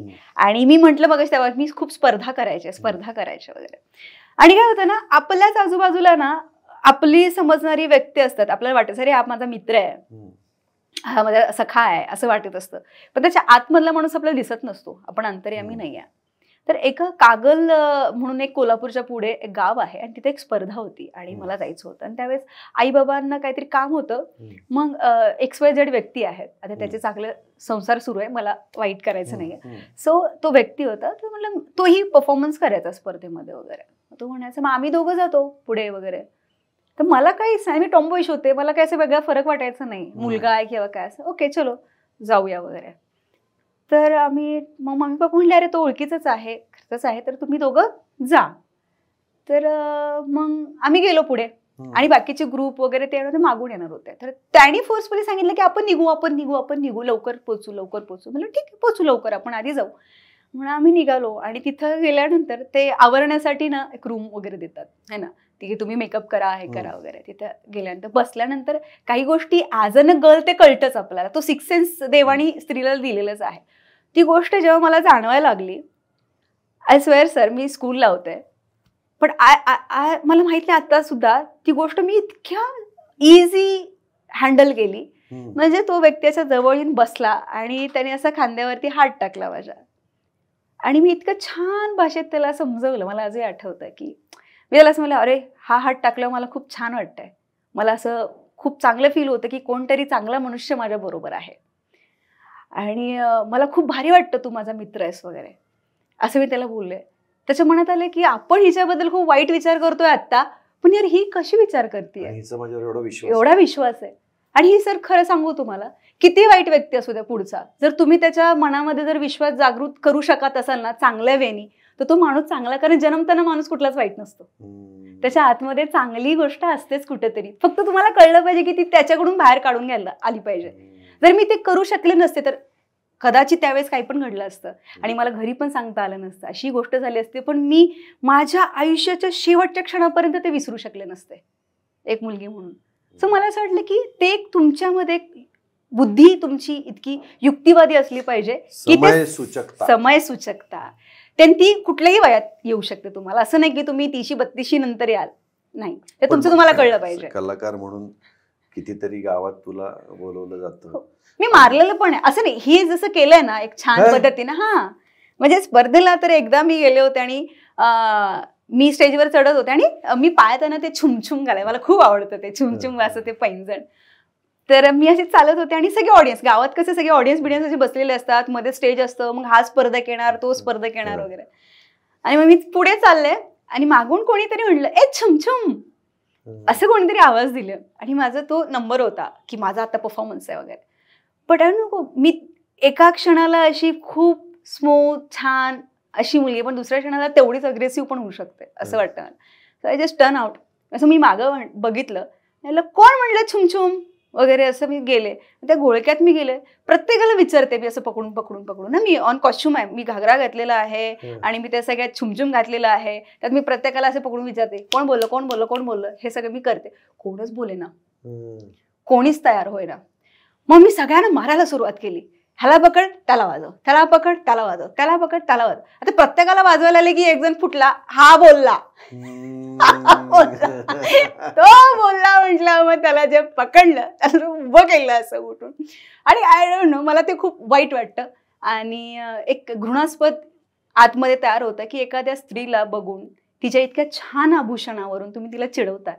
म्हणजे पैंजण किती सुंदर गोष्ट आहे आणि एका पुरुषाला ती कळू नये, जो एक कला रसिक म्हणून तिथं बसलेला आहे, तो तुम्ही इथल्या कलाकारांची कला बघण्यासाठी आलेला आहे. आणि अशा माणसांचं ना तिथं ते स्थान नाही मला वाटलं तिथं. मग त्यावेळेस मी खूप मोठी नव्हते, नावही नव्हतं असं काही, मी वयाने पण मोठी नव्हते, पण मला ते वाटलं की त्याला धरून हाणावं. आणि मग त्याला तिकडून मी इथपर्यंत थांबले होते, त्याला पहिला बाहेर काढा तर मी डान्स करणार आहे, माझी मी एंट्री फी भरली, मी डान्स करणार आहे, त्यात पण एवढे होते माझे, मी 200 रुपये भरलेले, ह्याला बाहेर काढा मी डान्स करणार आहे, इतकंपर्यंत झालं ते. मग संयोजक टीमनं ते बाहेर काढलं त्यांना, मी डान्स केला, मी पहिली आले आणि मग मला छान वाटलं. मर्दानी असतो. हा, खूप लोक अशी म्हणतात मला मर्दानी म्हणतात. माझे काही अनोळखी माणसं आहेत जी आता माझ्या फार ओळखीचे आहेत, त्यांनी मला कधी पाहिलेलं नव्हतं, पण त्यांना माझ्या या स्वभावामुळे म्हणा, जशी मी आहे त्यामुळे त्यांना असं वाटतं की अशी आमची बहीण असावी. अशी काही नाती आहेत की ज्यांनी न बघता मला बहीण मांडलं, जसं की अप्सराली मी करत होते, त्यातले खूप सारे प्रसंग होते. आपण जे असतो ते दिसतो ना पुढच्या माणसाला आणि एक बॉन्ड क्रिएट होतो. असे खूप जण आहेत की त्यांनी मनापासून बहीण मांडलं मला आणि त्याच्यानंतर 5-5 वर्ष वाट बघून ती मला भेटली आहेत. त्यांनी त्यांचे कव्हर दाखवलेत, हे बघा तुमचा फोटो आमचं कव्हर आहे. आणि ते बघितल्यावर इतकं भारी वाटतं ना सर, की काय पाहिजे आयुष्यात, आपण हे कमवलं पाहिजे. आणि ते मला असं वाटतं की ते कमवलं आणि ते मला आता माझ्यावर जबाबदारी की ते मला तसं ठेवायचंय. वा वा. आपण गप्पा मारतोय साताऱ्याची अतिशय झणझणीत मिरची, जिचं तुम्ही आता पाहिलं ती काय करते. तिला एखादी गोष्ट पटली तर ती फुलं उधळते आणि नाही पटली तर ती जाऊन गर्दीत जाऊन सुद्धा धोपटते. साताऱ्याचा हा जो गुण आहे ना, ही साताऱ्याची काय काय वैशिष्ट्य आहेत एकंदर? खरं सांगू का, साताऱ्याला इतिहास आहे आणि महाराजांच्या पावन स्पर्शाने झालेली भूमी आहे. वा. त्यामुळे त्या भूमीत मी जन्म घेतलाय, त्याचा सार्थ अभिमान आहे, गर्व आहे. आणि त्या भूमीमध्ये जे पिकतंय ना ते तुम्हाला आता दिसतंय. त्यामुळं त्या व्यक्तीच्या ना वेगवेगळ्या छटा तुम्हाला दिसतात. ती तेवढंच प्रेमळ पण आहे आणि तेवढेच ती क्रोधित पण आहे. जे चांगलं आहे त्याच्याबद्दल ते चांगलंच आहे, जे वाईट आहे ते फुली आहे. वा. आणि साताऱ्याचे महाराज आत्ता छत्रपती उदयनराजे तुम्हाला माहित आहेत की ही त्यांची स्टाईल. खरं तर आहे ना, आत्ताचा जो डायलॉग आहे ना पुष्पा फिल्म मधला, झुकेगा नाही साला, तो मला त्यांच्यासाठी आहे. कारण महाराज मी पाहिलं ना लहानपणापासून, ते कधी कोणासमोर झुकले नाहीत, अजूनही झुकत नाहीत. म्हणजे तो राजा माणूस आहे, अगदी राजा माणूस आहे. आणि कधी अशी समोरासमोर माझी आत्तापर्यंत भेट नाहीये, पण त्यांनी माझ्यासाठी बऱ्याच गोष्टी चांगल्या बोलल्यात, केल्यात, काही बाईट दिलेल्या त्यांनी स्वतःहून, की साताऱ्याची पोरगी आहे, तू जिंकून यायचं, लढ तू बिंदास. हे जे आहे ना ते साताऱ्यातल्या माणसांमध्ये असतंच. तर सातारा म्हटलं की ते फार जवळ, आणि ते एक मर्दानी फील ऍक्च्युअली त्याच्यामधूनच आहे. तुम्हाला क्या बात आहे. साताऱ्याला सॅल्यूट. महाराजांना तर नमस्कार. महाराजांच्या पुढे काय आपण बोलणार. नमस्कार. हो, छत्रपती काय आहे, छत्रपती शिवाजी महाराज होते या भूतलावर, म्हणून आज आपण आहोत. आज आत्ता आपण जे आहोत ते आहोत त्यांच्यामुळे. त्यामुळे छत्रपतींना त्रिवार वंदन, आणि छत्रपतींच्या घराण्याला जे साताऱ्यामध्ये आहे त्या गादीलाही फार मनापासून नमस्कार. तर मला आता, तू साताऱ्याची आहेस, आता हे जे म्हणलं तुम्ही, तू साताऱ्याची आहेस, खूप वेळा मला असा अनुभव आलाय की आता तुम्हाला माहितीये, मी सांगितलंय किंवा काही तुम्ही कारंडी करता त्यामुळे तुम्हाला कळतं मी साताऱ्याची. कधी कधी ना काही लोक मला म्हणतात कोल्हापूरची असतो, सिरियल तिकडे केल्यामुळे कोल्हापूरची असतो म्हणतात. काही जण, असंच एक व्हिडिओ व्हायरल झाला होता संगमनेर गाण्यावरती, कुणीतरी टाकला आणि तो व्हायरल झाला.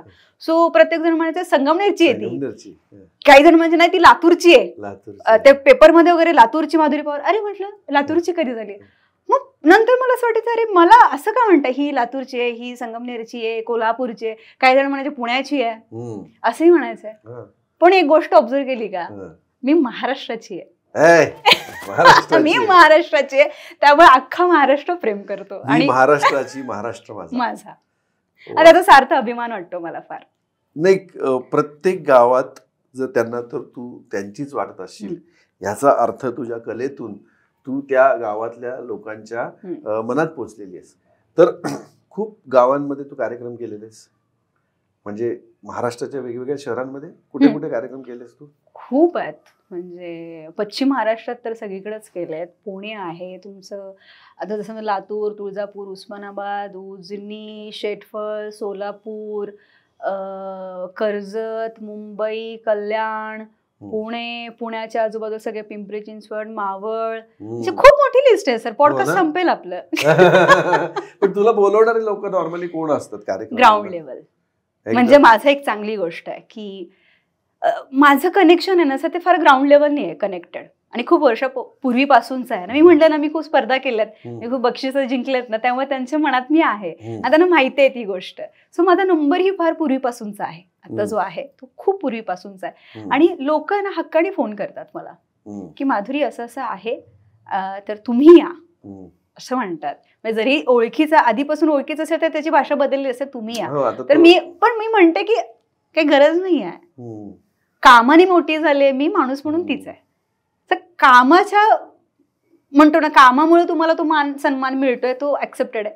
काही लोकांना म्हणते तुम्ही तसंच राहा, काही प्रॉब्लेम नाहीये मला, माझ्या कामाला तुम्ही राहताय, तुम्ही कौतुक करताय, बास आहे, तेवढीच गोष्ट आहे. असे बोर्ड लागलेले असतात त्या गावात, खूप बोर्ड लागलेले असतात, फेटे बिटे घालून फोटो लावलेले असतात त्यांनी. काही व्हिडिओ मी पाहिलेत काही टॅग केलेले असतात. मी इकडे परफॉर्मन्स करत असते, आणि कधी कधी स्टेजच्या बाजूला ते हे लागलेलं असतं, ते आपले बॅनर वगैरे लागलेले असतात वगैरे. तर इथे मी डान्स करत असताना काही मुलं ते खांद्यावर चढून माझे असं फोटो करून पप्पी घेत असलेले असतात, असे असे करत मी तिथे डान्स करत. आणि आम्ही असे व्हिडिओ पाहिलेत. कोणाची पप्पी घेत? माझ्या फोटोची. हा, पण सर मला ह्या पण गोष्टीचा अभिमान वाटतं की जेव्हा मी रंगमंचावर असते ना सर, तेव्हा खाली एकही तरुण कुठलेही वेडेचाळे करणार नाही, कधीही केले नाहीत, आणि कधीच असं नाही झालेलं. त्या कार्यक्रमालाही गालबोट नाही लागलेलं, आणि कुठलाही तरुण असेल ना तो एन्जॉय करतो, तो परफॉर्मन्स एन्जॉय करतो. मला असं वाटतं की तो व्यक्त होत असतो, तो व्यक्त होत असेल है ना, त्याचं ते व्यक्त होणं असेल, ते फक्त अश्लील होता कामा नये याची काळजी घेतली पाहिजे. पण नाही होत सर, आय डोंट नो, मला माहित नाही का, पण कधीच नाही झालं सर, एकदाही नाही झालं. मी खूप कार्यक्रम केलेत. म्हणजे आता काय होतं, सोशल मीडियामुळे असं वाटतं की ह्यांच्या कार्यक्रमाला एवढी गर्दी, यांच्या कार्यक्रमाला एवढी गर्दी वगैरे असं खूप होतं. पण मी जे कार्यक्रम केले ह्याच्यापेक्षा तुंबड गर्दी बघितली मी. म्हणजे अशी पण गर्दी बघितली ज्याच्यामध्ये माझा भाऊ जो आता हयात नाहीये, तो मला असं पकडून घेऊन चालला, त्या भावाला माझ्या गटरात फेकलंय. एवढी गर्दी आहे की त्यांच्या बाजूला आम्हाला काय भेटू देत नाहीस. पण कुणी असा टच नाही केला सर, कुणी माझा पदर ओढला नाही, कुणी असं माधुरी वगैरे असं बोललेलं नाहीये. ओ माधुरी ताई हा आलेला आहे, पुढनं हाक ही आलेली आहे. कलेचा सन्मान करताना सुद्धा माझ्या खूप चांगल्या प्रकारेच लोकांनी केलेलं आहे. म्हणजे तुम्हाला मी सांगू का, आता मी भारतीय लोककला संमेलन होतं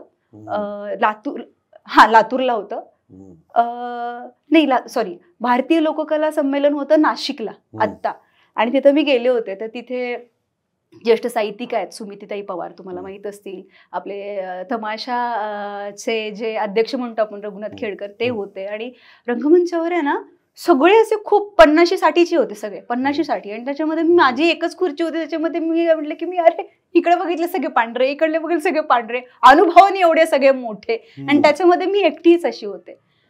मी म्हटलं का हे स्थान का मिळालं आपल्याला. म्हणजे मला असं वाटलं हे सगळे वाघिणी आहेत ह्या क्षेत्रातल्या, हे सगळे सिंह आहेत या क्षेत्रातले. तर मी म्हटलं मी खारुताई आहे, आणि राम सेतू बांधताना खारुताईचा केवढा मोठा वाटा होता. सो आय फील की मी ती खारुताई, आणि मला ते खारुताई व्हायचंय. आणि मी ते बोलले, आणि प्रत्येकाने ते फार ॲप्रिशिएट केलं. त्यांनी स्वतः बघितलं. सुमितीताईंनी खूप छान लावण्या पण लिहिलेल्या आहेत, त्या स्वतः येऊन मला म्हणाल्या की मी तुम्हाला पाठवे ना, तू करा त्याच्यावरती, मला आवडेल ते केलेलं. तर हे जे मिळतं, ज्या प्रकारे आपण कला प्रदर्शित करतो रंगमंचावरती, आणि जे तरुण बेभान झालेले असतात, म्हणजे असंही पाहिलेलं आहे मी की त्या तरुणाला मला गुलाबाचं फुल द्यायचं आहे, तो घेऊन आलेला असतो, मला समोर दिसत असतो, तो असं देतो, तो त्याचा असा हात कापत असतो, आणि मी अनुभवलेला आहे असा कापत असतो, मी प्रेमाने घेते. ओके. कधी कधी असं म्हणतात माधुरीताई असं म्हणतात, मग त्याला म्हणायचं असतं वेगळं, पण तो म्हणून जातो वेगळं, हे आपल्याला कळतं. पण ही जी प्रेमाची म्हणा व्याख्या म्हणून, ती प्रेमाची अपेक्षा असते पुढच्या कलाकाराकडून, किंवा आपण एक जवळ घेतो त्या माणसाला. काही लहान लहान असतात लेकरं, इतकी प्रेमळ असतात सर की त्यांना फोटो नाही मिळाले तर रडलेली पाहिलेत मी. अरे. आणि मी जाऊन फोटो काढले, माहित नसतं ना, एवढ्या गर्दीत कळत नाही सर कधी कुणाला, म्हणजे आपण ते करत नाही, पण आपण एक असतो आणि पुढे असंख्य असतात, तर प्रत्येकाला ते पुरलं जात नाही. मग काही लहान मुलं असतात ना, ती रडलेली असतात, मग ते दिसले असं की त्यांच्याजवळ जावं असं वाटतं, त्यांना मांडीवर घेऊन बसावं असं वाटतं. हे आतून येतं आपसूक. काही ज्येष्ठ असतात, आज्जा वगैरे असतात, काही कार्यक्रम गेले की ते मला सगळं लाल करतात, इकडे इकडे पप्प्या देऊन वगैरे, असं सगळं त्यांना एवढं आवडलेलं असतं ती गोष्ट.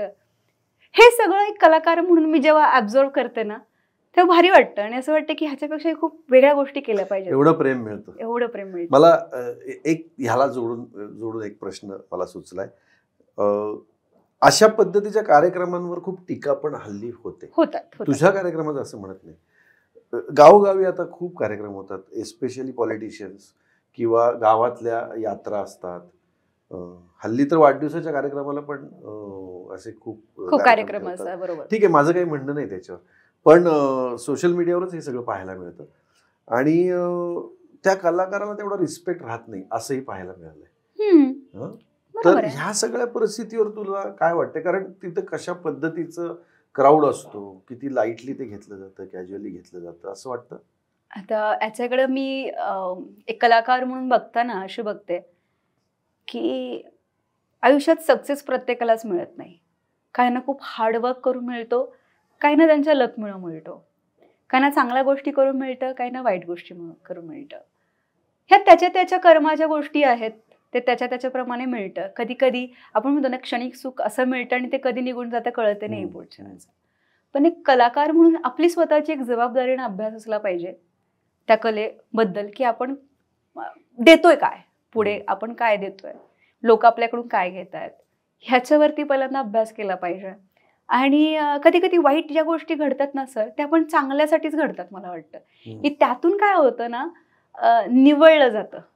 म्हणजे आपण आता तांदूळ आणले, आपण निवडतो, कुठली गोष्ट आपण निवडतो आणि चांगली चांगली बाजूला होतो. पण जेव्हा ती एक पेंडी असते पूर्ण, तेव्हा आपल्याला माहित नसतं त्याच्यात किती घाण निघणार आहे, किती नाही घेणार आहे. जेव्हा आपण निवडतो त्यावेळेस ते बाजूला होतं. आणि प्रत्येक कलाकाराने ती गोष्ट अनुभवायला पाहिजे, जी मी अनुभवली आहे. पूर्वी मला नव्हतं कळत की हाच माझा प्रेक्षक आहे, तोच माझा प्रेक्षक आहे. प्रत्येक जण आपल्याला आपलंच वाटतं, पण प्रत्येक ह्याच्यामध्ये काहीतरी % ऑफ वाईट गोष्टी असतात आणि अशा वाईट गोष्टी घडल्यामुळं ती लोक बाजूला होतात आणि ज्यांना आपण आवडतो तेच तिथं असतात. हा, पण हे जे संयोजक असतात जे तुम्हाला बोलवतात कार्यक्रमाला, तर नृत्य कार्यक्रम त्यात 90% कधी कधी अगदी 90%च्याही जास्त हे पुरुष हो पुरुष असतात. मला नाही वाटत. नाही सर, माझ्या कार्यक्रम मी हे अनुभवलेलं नाहीये. मी जे हे कार्यक्रम केलेत गेले किती वर्ष, ओके, जेवढे पण केलेत, माझ्या कार्यक्रमाला स्त्रिया ज्या आहेत त्यांची उपस्थिती जास्त राहिलेली आहे. म्हणजे मला जेव्हा बोलवलं जातं तेव्हा तो कार्यक्रम हा स्त्रीला असं रिप्रेझेंट करणारा असतो किंवा असे कार्यक्रम असतात. म्हणजे चांगली गोष्ट आहे मला की पुरुष वाईट आहेत असं नाही म्हणायचं मला या गोष्टीतून, नाही तर पुरुषांना वाईट वाटेल अशी गोष्ट नाहीये. पण नृत्याच्या संदर्भात जे कार्यक्रम होतात ते बघायला आल्यावर त्या स्त्रीला पण वाटलं पाहिजे आपणही करावं का, आणि आपण इथे नृत्य केलं तर आपल्या घरच्यांना वाईट नाही ना वाटणार, ती जागा तशी आहे का, तो पुढचा कलाकार तसा आहे का, ती तिला स्वातंत्र्यता मिळाली तर वेल अँड गुड. आणि ती कुणामुळे मिळतं, एका आर्टिस्टमुळे मिळतंय आणि ती जबाबदारी असते आपल्यावरती. आणि मला माझ्या कार्यक्रमामध्ये कधीच नाही सर, कुठलेही तुम्ही काढून बघा माझे व्हिडिओज, तर त्याच्यामध्ये तुम्हाला असं कुठेच दिसणार नाही, कुठे नाही दिसणार, कारण ही आपली मर्यादा असते. मर्यादा वेगवेगळ्या ठिकाणच्या वेगवेगळ्या आहेत. रंगमंचावरच्या मर्यादा वेगळ्या आहेत, स्क्रीनवरच्या मर्यादा वेगळ्या आहेत. हे चौकोन दिलेत एका कलाकाराला की प्रत्येक चौकोनाच्या मर्यादा इथे तुम्ही ओळखा, तिथं राहा. मी जशी माझे काही फोटोज आहेत की त्याच्यामध्ये मी फार फिट दिसते, सेक्सी दिसते, असे पण काही फोटोज आहेत की लोक त्याच्यावरती कमेंट करतात, अरे मग काही लोक म्हणतात माधुरीताई हे तुम्हाला चांगलं नाही दिसत, तुम्ही नऊवारी साडीतच छान दिसता. पण मला एखादं कॅरेक्टर आलं तर मी ते करायचं नाही का? मग त्या कॅरेक्टरला ती गोष्ट जर असेल, म्हणजे जसं की आता रानबाजारचं झालं, मी रानबाजारमध्ये भूमिका केल्यावरती त्याच्या आधी एक नृत्यांगना सिरियल केल्यामुळे लोकांना एक वेगळा माझा एक क्रायटेरिया दिसत होता की ही मुलगी अशी, ही कलाकार अशी आहे. रानबाजार केल्यामुळे माझ्या भावाने मला ऐकवलंय, तुळजापूरचा माझा भाऊ आहे, तर त्यांनी मला कॉल करून कॉन्फरन्सला त्याच्याकडून, माधुरीताईंनी हे चांगलं नाही केलं दादा, हे अजिबात आम्हाला आवडलेलं नाही, हे काय प्रकारचं काम केलं त्यांनी, हे असे आलेलं आहे. वाय? बिकॉज ऑफ रानबाजारमध्ये त्या शिव्या होत्या. हा, तू शिव्या दिल्यास. त्याच्यामध्ये ते शिव्यांचा कंटेंट होता आणि मला अभिजित पानसे पहिल्यांदाच बोलले होते, तुझी भाषा फार वेगळी आहे पण तू शिव्या वगैरे देतेस का? म्हटलं शिव्या तरी, आणि खरंच दिलेलं नव्हतं सर. असे तुला खरं सांगू का, तू त्यामुळे माझं लक्ष गेलं. मी त्याच्याकडे तू त्या शिव्या दिल्यात ना, तर मला एक कळतं की ही भूमिकेची गरज आहे, तू करायचं असतं. बरोबर आहे. त्याच्यावरनं त्या कलाकाराला नाही जज करत. पण हे सर प्रत्येक कॉमन माणसाला नाही कळत ना, प्रत्येक प्रेक्षकाला ते कळत नाहीये, पण ते त्यांना सांगावं लागतं, ते आपल्या हातात आहे. सो व्हेरिएबल राहायला पाहिजे तुम्ही. म्हणजे त्या जर भूमिकेची ती गरज आहे, मी दिल्या पाहिजेत शिव्या तिथे, तर ते कॅरेक्टर बोलतंय, एक माधुरी पवार नाही बोलत आहे, ते कॅरेक्टर म्हणून. पण लोकांना तू इतकी हक्काची वाटलीस की ही शिव्या कशी काय? हा, हे पण मला आवडलं. दुसऱ्या बाजूने माधुरीताई आमची आहे, त्यांनी असं वागलेलं आम्हाला आवडणार नाही. म्हणजे काय झालं की ते मी करेक्ट केले कॅरेक्टर, हे मला वाटलं की हे आवडलं नाही आणि ते तसं कॅरेक्टरच आहे. सो ते असंही होतं की तुम्ही आवडता, कधी कधी कधी कधी नाही आवडत, म्हणून कलाकारांनी थांबू नये.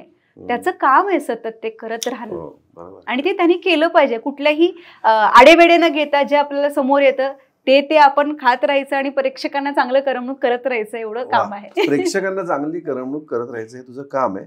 आता एक मी तुला मला वाटत नाही की तुला अवघड वाटेल एखादा प्रश्न, पण तू बिनधास्त उत्तर देऊ शकशील.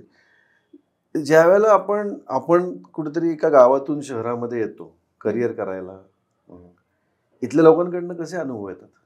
खूप छान, खूप छान येतात सर. म्हणजे कधी कधी आपण विचारही केलेला नसतो की हे काम मी करेन, हे मला भेटतील, ही गोष्ट अशी होईल.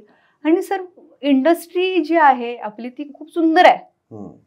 म्हणजे एवढ्या वेगवेगळ्या प्रकारचे लोक तिथं आहेत आणि तुमच्या आयुष्यामध्ये एवढा अनुभव तुम्हाला ते देऊन जातात, त्यांची एक भेट सुद्धा. फॉर एक्झाम्पल तुम्हाला सांगू का की मी काही दिवसांपूर्वी एक कॉल आला मला की असं एक इव्हेंट आहे, त्या इव्हेंट संदर्भात तुम्हाला फोन केलाय आणि तुम्ही तिथे परफॉर्मन्स करायचा आहे, पण हा कोरिओग्राफ्ट असणार आहे. मोस्ट ऑफली काय होतं, कधी कधी इव्हेंट असं पटकन होतं, परफॉर्मन्स करता येतो, पण काही इव्हेंट्स ते कोरिओग्राफ करावं लागतं तरी मग तुम्ही परफॉर्मन्स करता, बिकॉज लवाजमा असतो, बॅकग्राऊंड डान्सर आणि बऱ्याच गोष्टी. म्हणलं ओके, पण म्हटलं कोरिओग्राफ कोण करणार आहे? हा पहिला मला क्वेश्चन. मग ते म्हणले गणेश आचार्य सर. अरे वा. हा, गणेश आचार्य सर. मी त्यांना विचारलं पण नाही पेमेंटचं काय. मी येते. माझं स्वप्न होतं लहानपणापासूनच की मी त्यांना बघायचे आणि त्यांची स्टाईल कॉपी करत डान्स करत. मी आणि माझे पप्पा दोघं पण. त्यांनाही खूप आवडतात गणेश आचार्य सर आणि त्यांची कोरिओग्राफी तर ते स्वतः खूप छान परफॉर्म करतात आणि आपण किती छोटं असल्यापासून बघतो त्यांना. मी म्हटलं मैं आ रही हूं सर असं म्हटलं मी यांना. अरे गेले. आता मला भीती वाटत होती sir. I am not a learn dancer first of all, की कुठे गेली आहे ही पोरगी, शिकलीये कोणाच्या हाताखाली, एक 10-15 वर्ष तिने शिक्षण घेतलेलं आहे आणि मग ती परफॉर्म करते वगैरे. नाही, अशी लर्न नाहीये ती. पण मी लर्न कशा थ्रू आहे की मला हे शिकायचं, मी शिकलीये, मी बघून शिकले, मी रंगमंचावर शिकले, मी विचारून शिकले, मी माझं शिकले, पण मी शिकलीये. न शिकता माणूस काहीच करत नाही. अजय अतुल कुठं म्युझिक शिकलेत ते, पण ते आज लिजंड आहेत. मग सो म्हणजे अशी गोष्ट होत मला भीती होती मनातून की त्यांच्या समोर आता मी कसं प्रेझेंट होऊ, त्यांना कसं वाटेल, ते मला बघून विचारतील काही कुठनं मुलगी आणलीये, काय आहे वगैरे असं. बट सर, आईशपथ मला तो प्रसंग समोर आठवतोय. मी गेले, पहिली मीटिंग त्यांच्या ऑफिसमध्ये. ते मराठीत बोलले माझ्याशी, अंधेरीच्या ऑफिसमध्ये. हा, लोखंडवाला पॅलेसला तिथे गेले आणि तिथे बोलले. मी पहिल्यांदा बोलले, ते म्हणले मी तुला ओळखतो बाळ. म्हणलं कसं सर?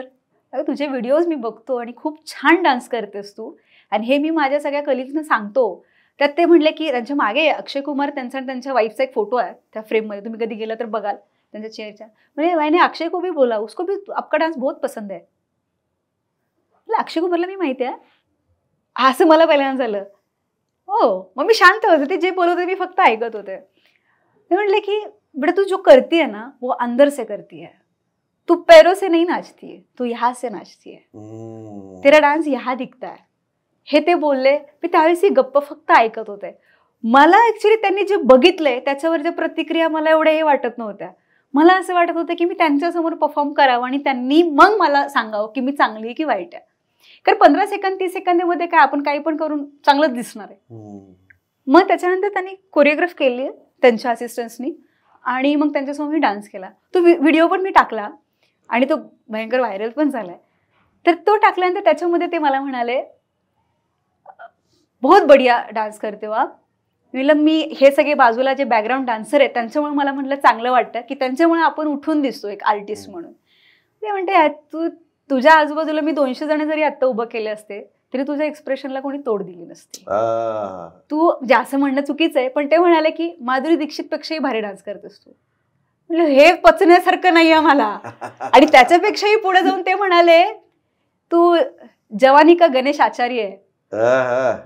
आणि तिथे बसलेले बाकीचे जे होते ते म्हणत होते हमने भी वही बोला, इनको देखा तो हमको वही लगा ये जवानी के गणेश आचार्य आहे. हे म्हणजे मला कळालंच नाही मी काय उत्तर देऊ. फक्त त्याला सांगलं thank you sir. Big compliment. It's a big.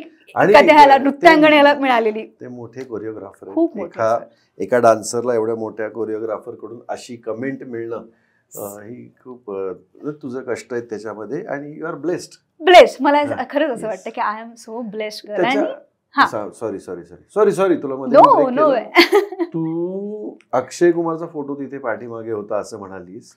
अक्षय कुमारवरून मला आठवलं, अक्षय कुमार ज्या चित्रपटामध्ये आत्ता मराठी आणि हिंदी वेगवेगळ्या भाषांमध्ये एक चित्रपट आत्ता जो शूटिंग झालंय त्या चित्रपटाचं, मला असं वाटतं तू पण त्या चित्रपटामध्ये काम केलंयस. हा बरोबर. वेडात मराठी वीर दौडले 7 या चित्रपटात तू काम केलंयस. हा, मी काम केलेलं आहे, पण काही कारणास्तव ते ट्रोलिंग आणि भरपूर गोष्टी त्या चित्रपटाबद्दल झाल्या त्यामुळे तो थोडा अडकलेला आहे आणि बऱ्याच काही दुर्घटना पण झाल्या. जसं ते शूट करताना पन्हाळ्यावरून एखादा तरुणाचा मृत्यू पण झाला वगैरे बऱ्याच गोष्टी झाल्या. पण मला वाटतं की काही इतक्या जेव्हा अडचणी येतात तेव्हा ती गोष्ट फार मोठी बाहेर येणारी असते आणि काहीतरी शिकून जाणारी असते मला वाटतं. आणि महेश मांजरेकर सरांनी त्याची पण फार अशी सडनली घडलेली गोष्ट आहे सर. म्हणजे ते त्याच्यामध्ये बकुळा नावाचं एक कॅरेक्टर आहे. एका त्याच्यामध्ये जे 7 वीर दाखवलेत तर त्या वीरांमधल्या प्रत्येकाची एक स्टोरी आहे, पर्सनल स्टोरी. तर त्या पर्सनल स्टोरी मधल्या एका वीराची मी सखी दाखवली आहे, प्रेमिका दाखवली आहे. पण ती कुठली असते की ती त्यावेळेस म्हणजे मी म्हणेन की महाराजांच्या वेळेस ज्या नृत्यांगणा होत्या त्या कशा होत्या आणि आत्ताच्या कशा, म्हणजे लावणीनी म्हणजे राज पण पाहिलंय आणि आत्ताच्या गोष्टींचे तुम्हाला माहिती आहे तेही पाहिलंय. सो त्यावेळेच्या ज्या नृत्यांगणा होत्या त्या कशा होत्या ते त्यांनी त्याच्यामध्ये दाखवलेलं आहे. आणि त्याच्यामध्ये खूप सुंदर त्या काळची लावणी आहे ज्याच्यामध्ये पूर्ण एक शास्त्रीय टच आहे त्या लावणीला आणि त्याचं कॅरेक्टर जे आहे ते खूप छान आहे, फार इमोशनल कॅरेक्टर आहे ते आणि मला छान वाटलं ते प्ले करताना. पण ते माझ्या नशिबात नव्हतं आधी. मग मला 2च दिवस आधीच फोन आला की हे असं असं आहे आणि तुला जमू शकतं का. त्या कॅरेक्टरला तर मी त्यांचं नाव नाही घेणार, पण त्या कॅरेक्टरची रिहर्सल झाली होती, त्या ॲक्ट्रेसची सगळं झालं होतं, कोरिओग्राफी झालेली आहे, सगळं झालेलं आहे. पण माहीत नाही आता प्रत्येकाचा स्वभाव आणि बऱ्याच गोष्टी असतात. सो ते सडनली चेंज झालं आणि मला फोन आला की तू करशील का हे. मग मला महेश सरांचा फोन आला, माधुरी हे असं असं आहे, मग ये तू. अरे त्यांच्या त्या भाषेमध्ये वगैरे. ओके सर येते मी गेले. फुलवाताई करत होती आणि फुलवाताईला मी आवडते. सो ती गेल्या गेल्या अशी म्हणली की बरं झालं आता लवकर होऊन जाईल सगळं. म्हणजे तिला माहिती आहे, एक बाबा तिला एक मागची गोष्ट माहीत असल्यामुळे तिला कॉन्फिडन्स आला. आमची दीड तासात रिहर्सल संपली सर. 1.5 तासात रिहर्सल संपली. मी हॉटेलवर गेले, 2nd डेला शूट होतं. त्या शूटची गमत अशी आहे सर की बॅकग्राऊंड डान्सर्स नाही आहे त्याच्यामध्ये. सो होल अँड सोल मी एकटी. बरं आहे, कॅमेरा फक्त तुझ्यावर आहे ते एक बरं आहे सर. पण मी 17 तास कंटिन्यू नाचत होते. 17 तास घुंगरं इथपर्यंत. एक तर ते त्या काळातली ती साडी आणि ते हेअरस्टाईल वगैरे ते सगळं कॅरी करून आम्ही कंटिन्यू करत होतो. फुलवात मी एकटीच म्हणत नाही, सगळं क्रू काम करत होतं, माझे स्वतःचं हे नाही. पण हे अशा पद्धतीने भेटलेली कामं आहेत तर मला असं वाटलं की हे प्रूफ करायचं आपल्याला, थकायचं नाही आहे तिथे आपल्याला. खरं आयुष्यात आहे ना आपल्या ऑपोजिट जे आपल्याला आवडत नाही ना त्या नेहमीच गोष्टी घडत असतात. पण आपल्या आवडीचं काम आलं ना की सोडायचं नाही, हे मी शिकली आहे लाईफमध्ये. तुझा हा चित्रपट लवकर रिलीज हो अशी मी तुला शुभेच्छा देतो. आणि मोठ्या पडद्यावर मोठ्या मल्टिप्लेक्समध्ये तिकीट काढून तुझा सिनेमा लोक बघतील, मी बघीन. बघायलाच पाहिजे तुम्ही, बघायलाच पाहिजे. तू जरी मला प्रीमियरला बोलवलंस महेश सर, तुम्ही तर मला बोलवणारच आहात, पण तरी मी तिकीट काढून बघीन सिनेमा. थँक्यू. मध्ये तू आता या चित्रपटाचा विषय निघाला तेव्हा तू म्हणालीस की ते वेगवेगळ्या विषयावरून ट्रोल झालं वगैरे वगैरे. ठीक आहे, तो भाग सोडला. तर ट्रोलिंग या विषयावर तुला दोन्ही पद्धतीच्या कॉम्प्लिमेंट्स येतात, म्हणजे दोन्ही पद्धतीचे तुझे चाहते आहेत जे तुला खूप तुझी स्तुती करतात आणि खूप अपमानही करतात. तर या ट्रोलिंगकडे कसं बघतोस? ट्रोलिंग मला आवडतं. ट्रोलिंग मला आवडतं. मला आवडतं ट्रोलिंग. अरे काय आहेस तू? मला आवडतं भयंकर. कारण काय होतं ना सर, आपण एक कलाकार आहोत आणि कलाकाराला ओपन माइंडेड राहिलं पाहिजे. कारण आपण ना पुढच्याला एखादा व्हिडिओ टाकलाय, एखादा फोटो टाकलाय तर आपण ती त्यांना एक संमती दिलेली असते की तुमचं मत तिथं मांडा. आपण असं नाही म्हणत की बाबा तुम्ही चांगलं बोलणारे असेल तरच तिथं या, वाईट बोलणाऱ्यांनी येऊ नये. ही गोष्ट आपण नाही करू शकत. सोशल मीडिया तेच तुम्हाला सांगतो की तुमच्या संमतीने तुम्ही टाकलेलं आहे, तिथं जसं चांगलं येणार तसं वाईट. म्हणजे प्रत्येक प्रकारची माणसं या पृथ्वी तलावर आहेत आणि आपल्याला बघणाऱ्यामध्ये चांगलेच असतील असं नाहीये आणि वाईट असले पाहिजेत. वाईट का असले पाहिजेत? मला वाटतं की ते तुम्हाला शिकवतात की खरंच तुम्ही जे केलंय ते बरोबर आहे का वाईट आहे. ते जगासमोर तुम्ही नाही मांडत, आपण आपल्याला कळत असतं किंवा मी स्वतःलाच बघते की हे जे मी केलं ते बरोबर आहे का. आणि मी ठाम असेल ना तर मी त्याच्यावर अगदी ठामच असते. फॉर एक्झाम्पल सर, मी आता अजिंठा वेरूळला गेले होते. अजिंठा वेरूळला गेलेले आणि त्याच्यावरचे मी फोटोज टाकले होते. तो त्याच्यामध्ये बघितलं तुम्ही मला तर एक मोती कलरची एक साडी घातली आहे मी, एक वेणी घातली, इथे 2 चंद्र लावलेत, एक टिकली आहे, ब्लाऊज स्लीवलेस आहे, अशी मी साडी प्रदान करून तिथं गेले. तर ते फोटो टाकल्यानंतर फार ट्रोल झाले. म्हणजे असं झालं की आपल्या संस्कृतीचं भान ठेवायला पाहिजे, तुम्ही कुठल्या ठिकाणी करून तिथं तुम्ही नाचताय, तिथं तुम्ही हे करा, हे सगळं झालं. आता काय, ही जी बोलणारी असतात ना ती कधी तिथं गेलेलीच नसतात, पहिली गोष्ट तर. ओके, आता मी तिथे गेली आहे, मला का वाटलं मी करेक्ट आहे, कारण मी त्या प्रत्येक केव मध्ये गेले, तर तिथं वेगवेगळ्या संस्कृतीचं प्रदर्शन होतं, शिल्प होते तिथे. आणि नृत्यांगणाची एक वेगळी केव आहे तिथे. हा, वेगळी केव आहे तिथे. आणि ती खूप सुंदर नृत्य सादर करायची. त्याच्यामध्ये वेगवेगळे कॉस्ट्युम्स आहेत सर. आपल्याला काय वाटतं की हे जीन्स आत्ता आलंय, हे स्कर्ट आत्ता आलंय, ते नर्सिंगचा ड्रेस आहे तो आत्ताचा आहे वगैरे, हेअरस्टाईल आत्ताचे आहेत, बॉबकट. नाही सर, संस्कृती जर तुम्हाला बघायची असेल तर आपण काय करतो, कपड्यांवरून ह्याच्यावरून जज करतो. पण खरंच तसं नाही आहे. तिथं तुम्हाला ते बघायला मिळतं. मी पाहिलं तिथं, बघितलं तिथं. आणि मला एक कलाकार म्हणून राहवलं नाही. त्या मंडपामध्ये इतकं व्हायब्रेशन होतं की मी इथं काहीतरी परफॉर्म करावं. इथले जे त्या चित्रांमधले आहेत ना लोक, ते यक्ष आहेत, तिथल्या ज्या लेण्या आहेत, त्यांना वाटावं की त्यांच्यासमोर मी काहीतरी परफॉर्म करावं वाटलं मला. मी नृत्य करावं, त्यांच्यासाठी करावं.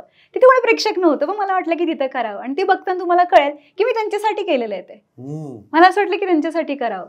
पण ही माझी भावना जे कमेंटमध्ये येणारे आहेत त्यांना नाही माहिती. त्यांना कोण सांगणार ती गोष्ट.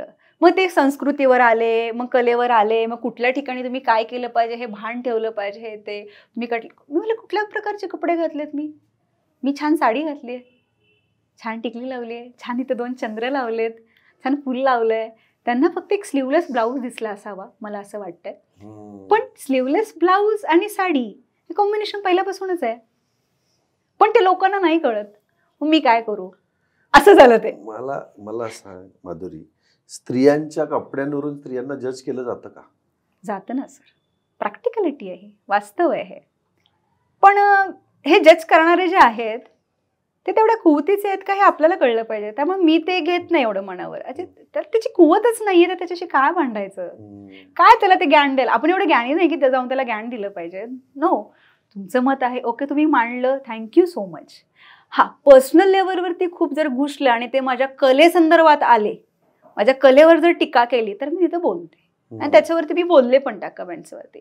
ती बोलले, लोकांना ते पटलं पण.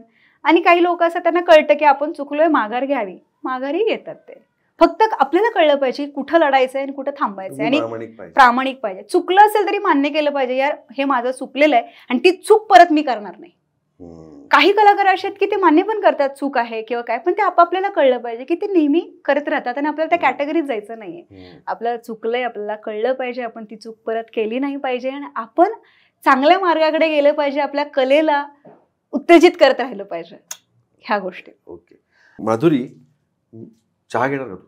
मी चहा पित नाही खरं. चहाच्या वेगवेगळ्या खूप साऱ्या शॉपची ओपनिंग करून आले, पण तू चहा घेत नाही? मी चहा घेत नाही. मग चहा, कॉफी असं काहीच नाही? खाण्यापिण्याचं काय, म्हणजे डाएट वगैरे? No no no no, diet असं नाही. मला घरातलंच आवडतं. चपाती, भाकरी, भाजी. भाजी पण मला फार कमी मसाल्याची, फक्त कांदा टोमॅटो वगैरे टाकून. वरण असेल तर फक्त डाळ शिजवलेली, जे घरातलं आहे ते. बाहेरचं नाही आवडत. मी खवई नाहीये फार. बनवता येतं मला सगळं. हा, स्वयंपाक सगळा येतो मला. मटन, चिकन, पुरणपोळी, सगळं सगळं. सातारी पद्धतीचं, घाटावरचं. हा, तुम्ही पाहिलं नाही माझा एपिसोड? मी किचन कलाकारला गेले होते, जिंकून आले मी. वा वा वा वा वा. मटन खायला बोलव आम्हाला एकदा. सगळ्यांनी या, खरंच सगळ्यांनी या. साताऱ्यात खरंच या, खूप सुंदर आहे, तुम्हाला आवडेल. येस येस, गमतीचा भाग.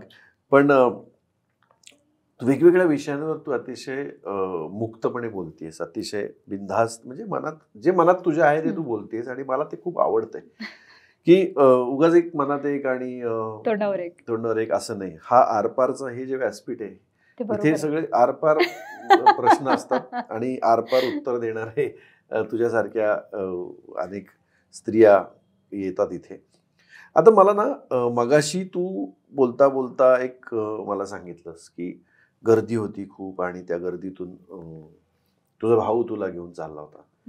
आणि माझ्या मनात प्रश्न आला एकदम. आणि त्या पुढच्याच वाक्यात तू म्हणालीस की आता तू नाहीये. मला माहित नाही, मी हा प्रश्न तुला विचारायचा आहे, मला माहित नाही की तू किती कम्फर्टेबल आहेस. If you are not comfortable तू सांगू शकशील. पण एकदम तुझा भावाची तुला आठवण आली आणि आज तू असंच पटकन सांगून गेली तो नाहीये. तर काय म्हणजे भाऊ नाही म्हणजे काय झालं? ऍक्च्युली नाहीये, तो शरीररूपी नाहीये आता बरोबर, बट तो आहे, तो नेहमी असणार माझ्या बरोबर. त्यामुळे त्याचं नाव काढलं की थोडंसं कुठेतरी भावूक होतंच, ऑब्व्हियसली होणार, आपण माणूस आहोत, पण तो आहे. जेव्हा तुम्ही फार फॅमिली ओरिएंटेड असता पर्सन, की मी कामाबद्दल खूप हे आहे की ॲम्बिशियस आहे, मला खूप काम करायचं लाईफमध्ये, पण प्रायोरिटी मला फॅमिली नेहमीच राहिलेली आहे. आई वडील, भाऊ. भाऊ कसा असतो माहिती आहे का सर, की तो आहे ना एका बहिणीला राणी बनवतो. आपली बहीण राणी आहे हे जे करून देणारा जो व्यक्ती आहे ना, सगळ्यांना वाटते आपला नवरा आपल्याला असं करतो, आपल्या आयुष्यात येणारा पार्टनर, बॉयफ्रेंड. भाऊ असतो तो. भाऊ आहे ना आपल्या बहिणीचं जेवढं संरक्षण करण्याचा जेवढं कर्तव्य पार पाडतो ना, तेवढं तिला ते राणी बनवण्यात, तिच्या क्वालिटीजला सपोर्ट करण्यात सगळ्यात अग्रेसर असतो. म्हणजे आता माझ्या घरात मी मोठी आहे, तो लहान. खरं तर लहानांचा खूप लाड होतो असं म्हणतात ना, शेणफळ असले की खूप लाड होतो, त्यांचं ऐकलं जातं. आमच्या घरात टोटल उलटं होतं, लहानपणापासून उलटं होतं. मी बॉस आणि मी जे म्हणेन ते ऐकायचं. आपण बॉस कधी होतो सर? जेव्हा सगळे ऐकतात तेव्हा आपण बॉस होतो. माझ्या घरातला तो असा व्यक्ती की तो कधीच माझा शब्द पाडणारच नाही, ओलांडणारच नाही. दीदी अशी म्हटली आहे ना, ओके. तो कधीच कॅमेऱ्यासमोर नाही, कधीच नाही. एकच फक्त इंटरव्ह्यू तो जाण्याच्या 1 महिन्या आधीच, 1-2 महिन्या आधीच दिला होता. रक्षाबंधनाचाच होता तो. माझ्या फिल्मचं शूट होतं आणि तिथंच मुंबईमध्ये त्याच्यावर केला होता. जाताना कॉस्ट्युम नव्हतं, मध्ये कुर्ता आम्ही विकत घेण्यासाठी प्रत्येक दुकानात फिरत होतो. हा बसतोय का बघतो, तो बसतोय का बघतो, हे करून त्याला घेऊन गेलेले. पहिल्यांदा तो बोलला. फार गोड, निस्वार्थी आणि कामासाठी सदैव तत्पर राहणारा मुलगा. त्याचं नाव आहे माझ्या इथं अक्षय. तो जन्मला ना, त्याचं बारसं केलं केलं त्याचं नाव होतं, मी गोंधलं होतं, अक्षय. आणि त्याच्या इथं माझं नाव होतं माधुरी. असं भावा बहिणींचं आमचं ते एक वेगळंच नातं. म्हणजे जर मी गडबडीत असेन तर माझ्या पायात चप्पल घालणारा तो एकमेव व्यक्ती. मला भूक लागली, मी घरी येते, दीदी तू काय खाणार? त्याला स्वयंपाकाची भयंकर आवड, हॉटेल आणि स्वयंपाक वगैरे. तू काय खाणार? तो तयार करून ठेवणार. मी लंडन मिसळचं फोटोशूट करत होते. का आले त्या दिवशी का माहिती, मी त्याच दिवशी ऍक्च्युली घडलं. मी पुण्यातच होते आणि मी लंडन मिसळचं फोटोशूट करत होते, पोस्टर शूट, आणि मला ते कॉस्ट्युम घरी राहिलं होतं. तर त्याला मी फोन केला, अरे ते मला पाठवून दे, कशात तरी पाठवून दे, इथं मी करेन. त्यांनी ते सगळं कॉस्ट्युम बाजूला ठेवलं. मम्मीने बॅग भरली, नेमकं ते कॉस्ट्युम राहिलं. मी बॅग इथं आणलं, ओपन केली, बघितलं तर त्याच्यामध्ये कॉस्ट्युमच नाही. आणि मी रागात फोन केला त्याला, तुला कळतं का मला काय पाहिजे होतं, तू काय पाठवून दिलेस, हे दिले. तरी तो कधीही प्रशब्दाने असं उलटं नाही बोलणार रागून, काय कधी दे, मी भरलं होतं, असं नाही. शांत, मम्मीने भरली बॅग, मग ते काय बोलू, तरी मी त्याला रागवतीच आहे, मला आता शूट करायचंय, ते पाठवायचंय, आणि तू काय केलंस वगैरे हे केलं. तेव्हा ते शेवटचं बोलणं झालं माझं त्याच्याशी. म्हणजे वाईट याचं वाटतं की शेवटी म्हणून मी त्याला रागवलेस का. त्यामुळे आयुष्यात आहे ना, रागापेक्षा आपलं नातं कसं जपता येईल ह्याच्यावरती जास्त भर दिला पाहिजे. राग नेहमीच येत राहणार आहे, पण ते प्रेम, माणसाला प्रेम हवं असतं आणि ते प्रेम देता आलं पाहिजे ज्या व्यक्तीला मिळालं पाहिजे त्या व्यक्तीला. सगळ्यांवरच तुम्ही नाही प्रेम करू शकत. तसंच म्हणजे मी आता तुम्हाला म्हणू शकत नाही, अरे हा माझा भाऊ आहे, मी माझ्या भावासारखं तुमच्यावरती नाही प्रेम करू शकणार, पण एक नातं करू शकतो आपण, पण तो व्यक्तीसारखं नाही होत. त्याचं अक्षयची जागा कोणी नाही. हा, अक्षयची जागा. आणि आयुष्यात कोणच कोणाची जागा नाही घेत सर. आपण म्हणतो ना ते, त्याच्यानंतर खूप जण आले, अरे आहे ना आम्ही तुझ्या बरोबर, आम्ही तुझ्या बरोबर आहे, पण तो नाहीये. एखादा व्यक्ती जोपर्यंत आपण, आणि हे काय असतं सर, मी अनुभवलंय, प्रत्येक व्यक्तीचं एक अस्तित्व आहे आपल्या आयुष्यात. ते निघून गेल्यावर कळतं आपल्याला, खूप प्रकर्षाने कळतं आपल्याला. जेवढे ते जवळ, आणि आपण नॉर्मल असतो, तो गेल्यावर आपल्याला काही फरक पडेल हा विचारही आपल्या डोक्यात येत नाही. आणि त्या व्यक्तीने आपण जपत नाही. जपता आलं पाहिजे. आपण आपल्या कामात इतकं मग्न होऊन जातो की ती व्यक्ती आपल्यासाठी काय आहे हे आपल्याला कळत नाही. पण ते कळलं पाहिजे, त्याच्याकडे खरंच जाणीवपूर्वक आपल्या बघितलं माणसांना पाहिजे वेळ दिला पाहिजे. आपल्या माणसांना. आणि मी ते करते. मी माझ्या आयुष्यात नाही दिलं खूप वेळ.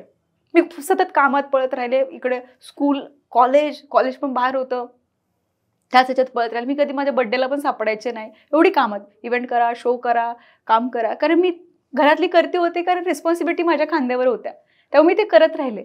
पण त्या रिस्पॉन्सिबिलिटी बरोबर आहे ना, आपल्या लोकांना आपलं प्रेम पाहिजे हे आपल्याला लक्षात नाही येत. आपल्या आईला बसून आपल्याशी बोलायचंय, आपल्या बाबांना आपल्याला काहीतरी सांगायचंय, आपल्या भावाला काहीतरी त्याच्याबद्दल बोलायचंय, हे आपल्याला नाही कळत.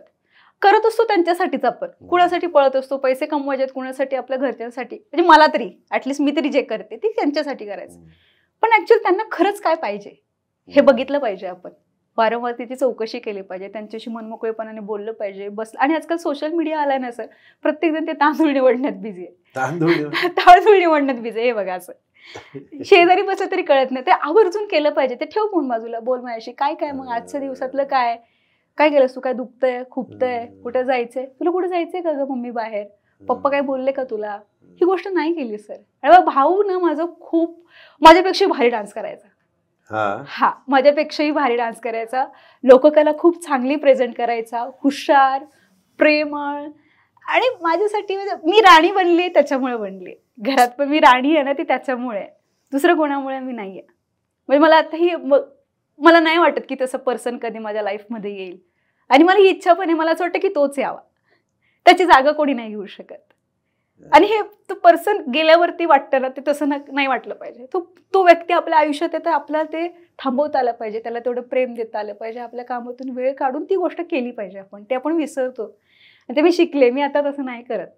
मी माझ्या आईवडिलांना खूप जपते, आता त्यांना वेळ देते. एक वेळ 2 कार्यक्रम कमी करते. एखादं शूट असेल ना 4 दिवसाचं, खूप लोक म्हणतात तू मुंबईत का सेटल होत नाहीस, तिकडं काय करत नाहीस, तर मी करते की काम आहे, मी काम तर करणार आहे, पण जेव्हा मला जो काय वेळ मिळेल राहिलेला तो मी माझ्या आईवडिलांसाठी देणार आहे. ते त्यांच्या आनंदासाठी, त्यांच्या आयुष्यातली जेवढी काही वर्ष राहिली असतील ते आता माझा भाऊ आणि मी दोघंही मीच आहे. त्यामुळे मी त्यांना ते भरभरून द्यायचं ठरवलंय. अक्षय कुठेही गेला नाहीये, अक्षय तुझ्या सोबतच आहे. वेगवेगळ्या मोमेंटला आयुष्यात तू जशी जशी यशाचे टप्पे गाठत जातील, प्रत्येक टप्प्यावर मागे वळून बघ, तो तुझ्या पाठीमागे उभा असेल. मी मागे पण बघत नाही, मी असं म्हणतो तो इथंच आहे, इथंच आहे माझ्या. अतिशय हळवा करणारा प्रश्न होता, पण आज एवढ्या तुझ्या यशामध्ये अक्षयचाही तितकाच वाटा आहे, तुझ्या कुटुंबाचा तितकाच वाटा आहे. त्यामुळे ते खारी बिस्किट मधलं गाणं तर मला तुझं आणि अक्षयचं वाटतं, लाडाची ग प्रेमाची. हो, तसाच आहे तो. तू माझी क्यूटीशी राजकुमारी ग. हो, मी मोठी असून त्याचीच राजकुमारी आहे. हे सगळं झगमगाटाचं आयुष्य आहे, हे सगळं दुनिया, ग्लॅमरची दुनिया आहे. आणि त्याचबरोबर अतिशय हळूवार आपलं गावाकडचं छोटंसं गोड क्यूट आणि निरागस आपलं कुटुंब, ह्या कुटुंबाबरोबर वेळ घालवणारी माधुरी. हजारो लाखो लोक शिट्ट्या वाजवत आहेत, टोप्या उडवत आहेत, फेटे उडवत आहेत, त्यांच्यासमोर तू तुझी अदाकारी पेश करते, कला पेश करते आणि शिट्ट्या वन्स मोर घेते, ही माधुरी. वेब सिरीज मध्ये बिनधास्त शिव्या देते, म्हणजे माधुरी नाही, ते कॅरेक्टर, पण त्या कॅरेक्टरला त्या मेकअपच्या मागे माधुरीचा चेहरा असतो. स्वयंपाक करणारी अतिशय सुगरण अशी तू माधुरी. पैंजणीला कोणी, तुझ्या पैंजण हा दागिना आहे, नृत्यांगणीचा दागिना आहे, तो नटराजाचा तो दागिना आहे. आणि त्या माझ्या पायात घुंगरू आहे सर अजून.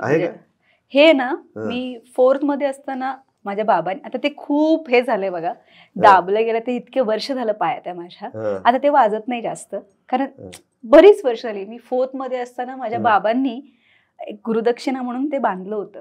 अरे वा. म्हणजे गुरुदक्षिणा ह्याच्यात की गुरुपौर्णिमाला त्यांनी हे घुंगरू आणलं आणि माझ्या पायात बांधलं, ही कला तुझ्या बरोबर नेहमी राहावी आणि तू त्याच्याशी प्रामाणिक राहावी. आणि हे मी कधीच नाही काढलं. म्हणजे मला ते माझ्या बरोबरच असतं, कुठल्याही सेटवर असू दे, काय असू दे, तुम्ही कधी कुठले फोटो बघितले ना तुम्हाला हे दिसणार, ते माझ्या बरोबर असतं नेहमी. तर ही अशी वेगळी माधुरी आज मला असं वाटतं की या आरपारच्या माध्यमातून लोकांपर्यंत मला आणता आली. हे तू कुठला सिनेमा करणार आहेस, तुझं स्वप्न काय आहे, यापेक्षा माधुरी या कलाकाराच्या आतमधली माधुरी काय आहे हे मला आज जाणून घ्यायचं होतं. म्हणून मी तुझ्याशी अतिशय वैयक्तिक लेवलला गप्पा मारल्या आणि तूही तितक्याच मनमोकळेपणाने बोललीस. मला खूप छान वाटलं. सातारा असेल, कोल्हापूर असेल, मिरज असेल, इचलकरंजी असेल, औरंगाबाद असेल किंवा मराठवाडा असेल, विदर्भ असेल, नाशिक असेल, कुठलंही शहर असेल, या प्रत्येक शहरातल्या प्रत्येक रसिकाला तू तितकीच जवळची माधुरी वाटतेस. माधुरी दीक्षित तर लोकांच्या मनावर राज्य करत होतीच, पण तुझं हे असं हसणं जे आहे हे देखील तुझ्या नृत्या इतकंच मनावर लोकांचे राज्य करत राहो. तुझी जन्मतारीख साल नाही सांगितलं तरी चालेल. जन्मतारीख काय आहे? माझी जन्मतारीख आहे 21 मार्च. हा, 21 मार्च इथपर्यंतच ठीक आहे. तू पुढचं नको सांगू. मी म्हणजे तुम्ही लक्षात ठेवा 21 मार्चला हिला आपण वाढदिवसाच्या अरे प्लीज नको. 21 मार्चला माझ्या घरी एवढी गर्दी असते सर. लोक इतक्या लांबून येतात, 2 व्हीलर वरती वगैरे येतात, इतके आलेले असतात. ते केक एवढे कापून कापून मी यावर्षी सगळ्यांना सांगितलं होतं एक पुस्तक आणायचं, केक आणायचा नाही, फुलं आणायची नाही, हे सांगून पण आलेलीच होती ती. काही काही जण इतके लांबून नागपूरवरून आले होते, त्यांचे छोटे छोटे बाळ, अशी फॅमिली झाली असते. आणि मी सगळ्यांना भेटते त्या दिवशी. माहित असतं की माधुरी ह्या दिवशी घरी असते. सगळे येतात. वा वा वा. सगळे येतात. पण माझे काही कार्यक्रम असतात, उपक्रम असतात. मला सोशल वर्क फार आवडतं करायला. माझी स्वतःची फाउंडेशन आहे, शक्ती फाउंडेशन. त्याच्या अंतर्गत मी वेगवेगळी कामं करत असते. ही वेगळी बाजू आहे माझी. हा, बरेच कामं असतात जी मुलं नीट शिकवू शकत नाहीत अशी आहेत. लोक म्हणतात त्यांना की ॲबनॉर्मल वगैरे. मला ते फार नॉर्मल वाटतात, त्यामुळे मी तो शब्द नाही वापरत. स्पेशल असतात ती फार. आणि त्यांच्याकडे जाणं असेल, गडकिल्ल्यांची स्वच्छता करणं असेल. आता मी कार्यक्रम घेतलेला आहे ज्याच्यामध्ये आंतरशालेय नृत्य स्पर्धा घेतली, की त्याच्यामध्ये शाळेतल्या मुलांना कुठेतरी प्लॅटफॉर्म मिळावं आणि ते त्यांनी तिथे सादर करावं. अशी भरपूर गोष्टी आहेत. आपले वारकरी संप्रदायांना प्रसाद वाटप असेल, त्यांच्याबरोबर जाऊन खेळणं असेल, ते मला पैसे पण देतात. वा वा वा वा. माझ्याकडं किती साठले देवाऱ्यात ठेवलेत मी. 50ची एक नोट आहे, 10चा $1 आहे, 20ची एक नोट आहे. आणि ती ठेवले मी. त्यांच्यावर खेळायचं आणि त्यांना भारी वाटायचं, मग ते मला पैसे द्यायचे. आणि ते इतकं भारी वाटलं मला. मी ते घरी देवाऱ्यात ठेवलेले आहेत. ते वारकऱ्यांमधले देव आहेत सगळे. सो हे सगळं मी करत असते. राजकारणात येणार आहेस का? बापरे, राजकारण म्हणजे सर, मी अप्सराली जिंकले होते ना, त्याच्यानंतर मला फोन आला होता की तिकीट तुम्ही घ्या आणि उभे राहा. म्हणलं मी कलाकार आहे, मी आत्ताच कशी उभी राहू? नाही, तुम्ही करू शकता ती गोष्ट, आम्ही आहोत तुमच्याबरोबर, तुम्ही करा. आता त्यांची नावं नाही सांगणार मी, इथे नाही सांगू शकत, बट असं मला कॉल आला होता. आणि बऱ्याच लोकांना असं वाटतं, जसा हा प्रश्न तुम्ही विचारला, प्रत्येक इंटरव्ह्यूमध्ये हा प्रश्न मला विचारला जातो. आणि बाहेरही गेले तरी बरीच लोक मला म्हणतात की तुम्ही राजकारणामध्ये येणार का? पण मला अशी शंका वाटते, मला समाजकारण करण्यात फार रस आहे. राजकारण करायचंय किंवा राजकारणात जायचंय सेमच वाक्य आहे. तर त्याचा अजून तरी विचार नाही. पण हा, माझ्या मनात आलं की राजकारणामधून समाजकारण होत असेल तर मी नक्की जाईन. राजकारणातून समाजकारण होत असेल, तू राजकारण नक्की असेल. तुला खूप साऱ्या शुभेच्छा. थँक्यू. मनोरंजन क्षेत्रातल्या पुढच्या सगळ्या तुझ्या टप्प्याला आमच्या आरपार चॅनलकडून खूप खूप शुभेच्छा. आणि थँक्यू तू इथे आल्याबद्दल. तुमचे पण खूप आभार. मलाही आज आरपार बोलता आलं. माझ्या माधुरी पवार मधली जी खरी माधुरी आहे ती तुम्ही बाहेर काढली, आणि मलाही तेवढ्याच आपुलकीने बोलता आलं तुमच्याशी. हे बॉन्ड तयार होत असतं, माहित नाही, हे वाईब जुळत असतात, माणसाचा पिंड असतो, कुठे ना कुठेतरी कनेक्ट होतो. आणि मी मानते या सगळ्या गोष्टींना. तो आज योग खूप चांगला आला.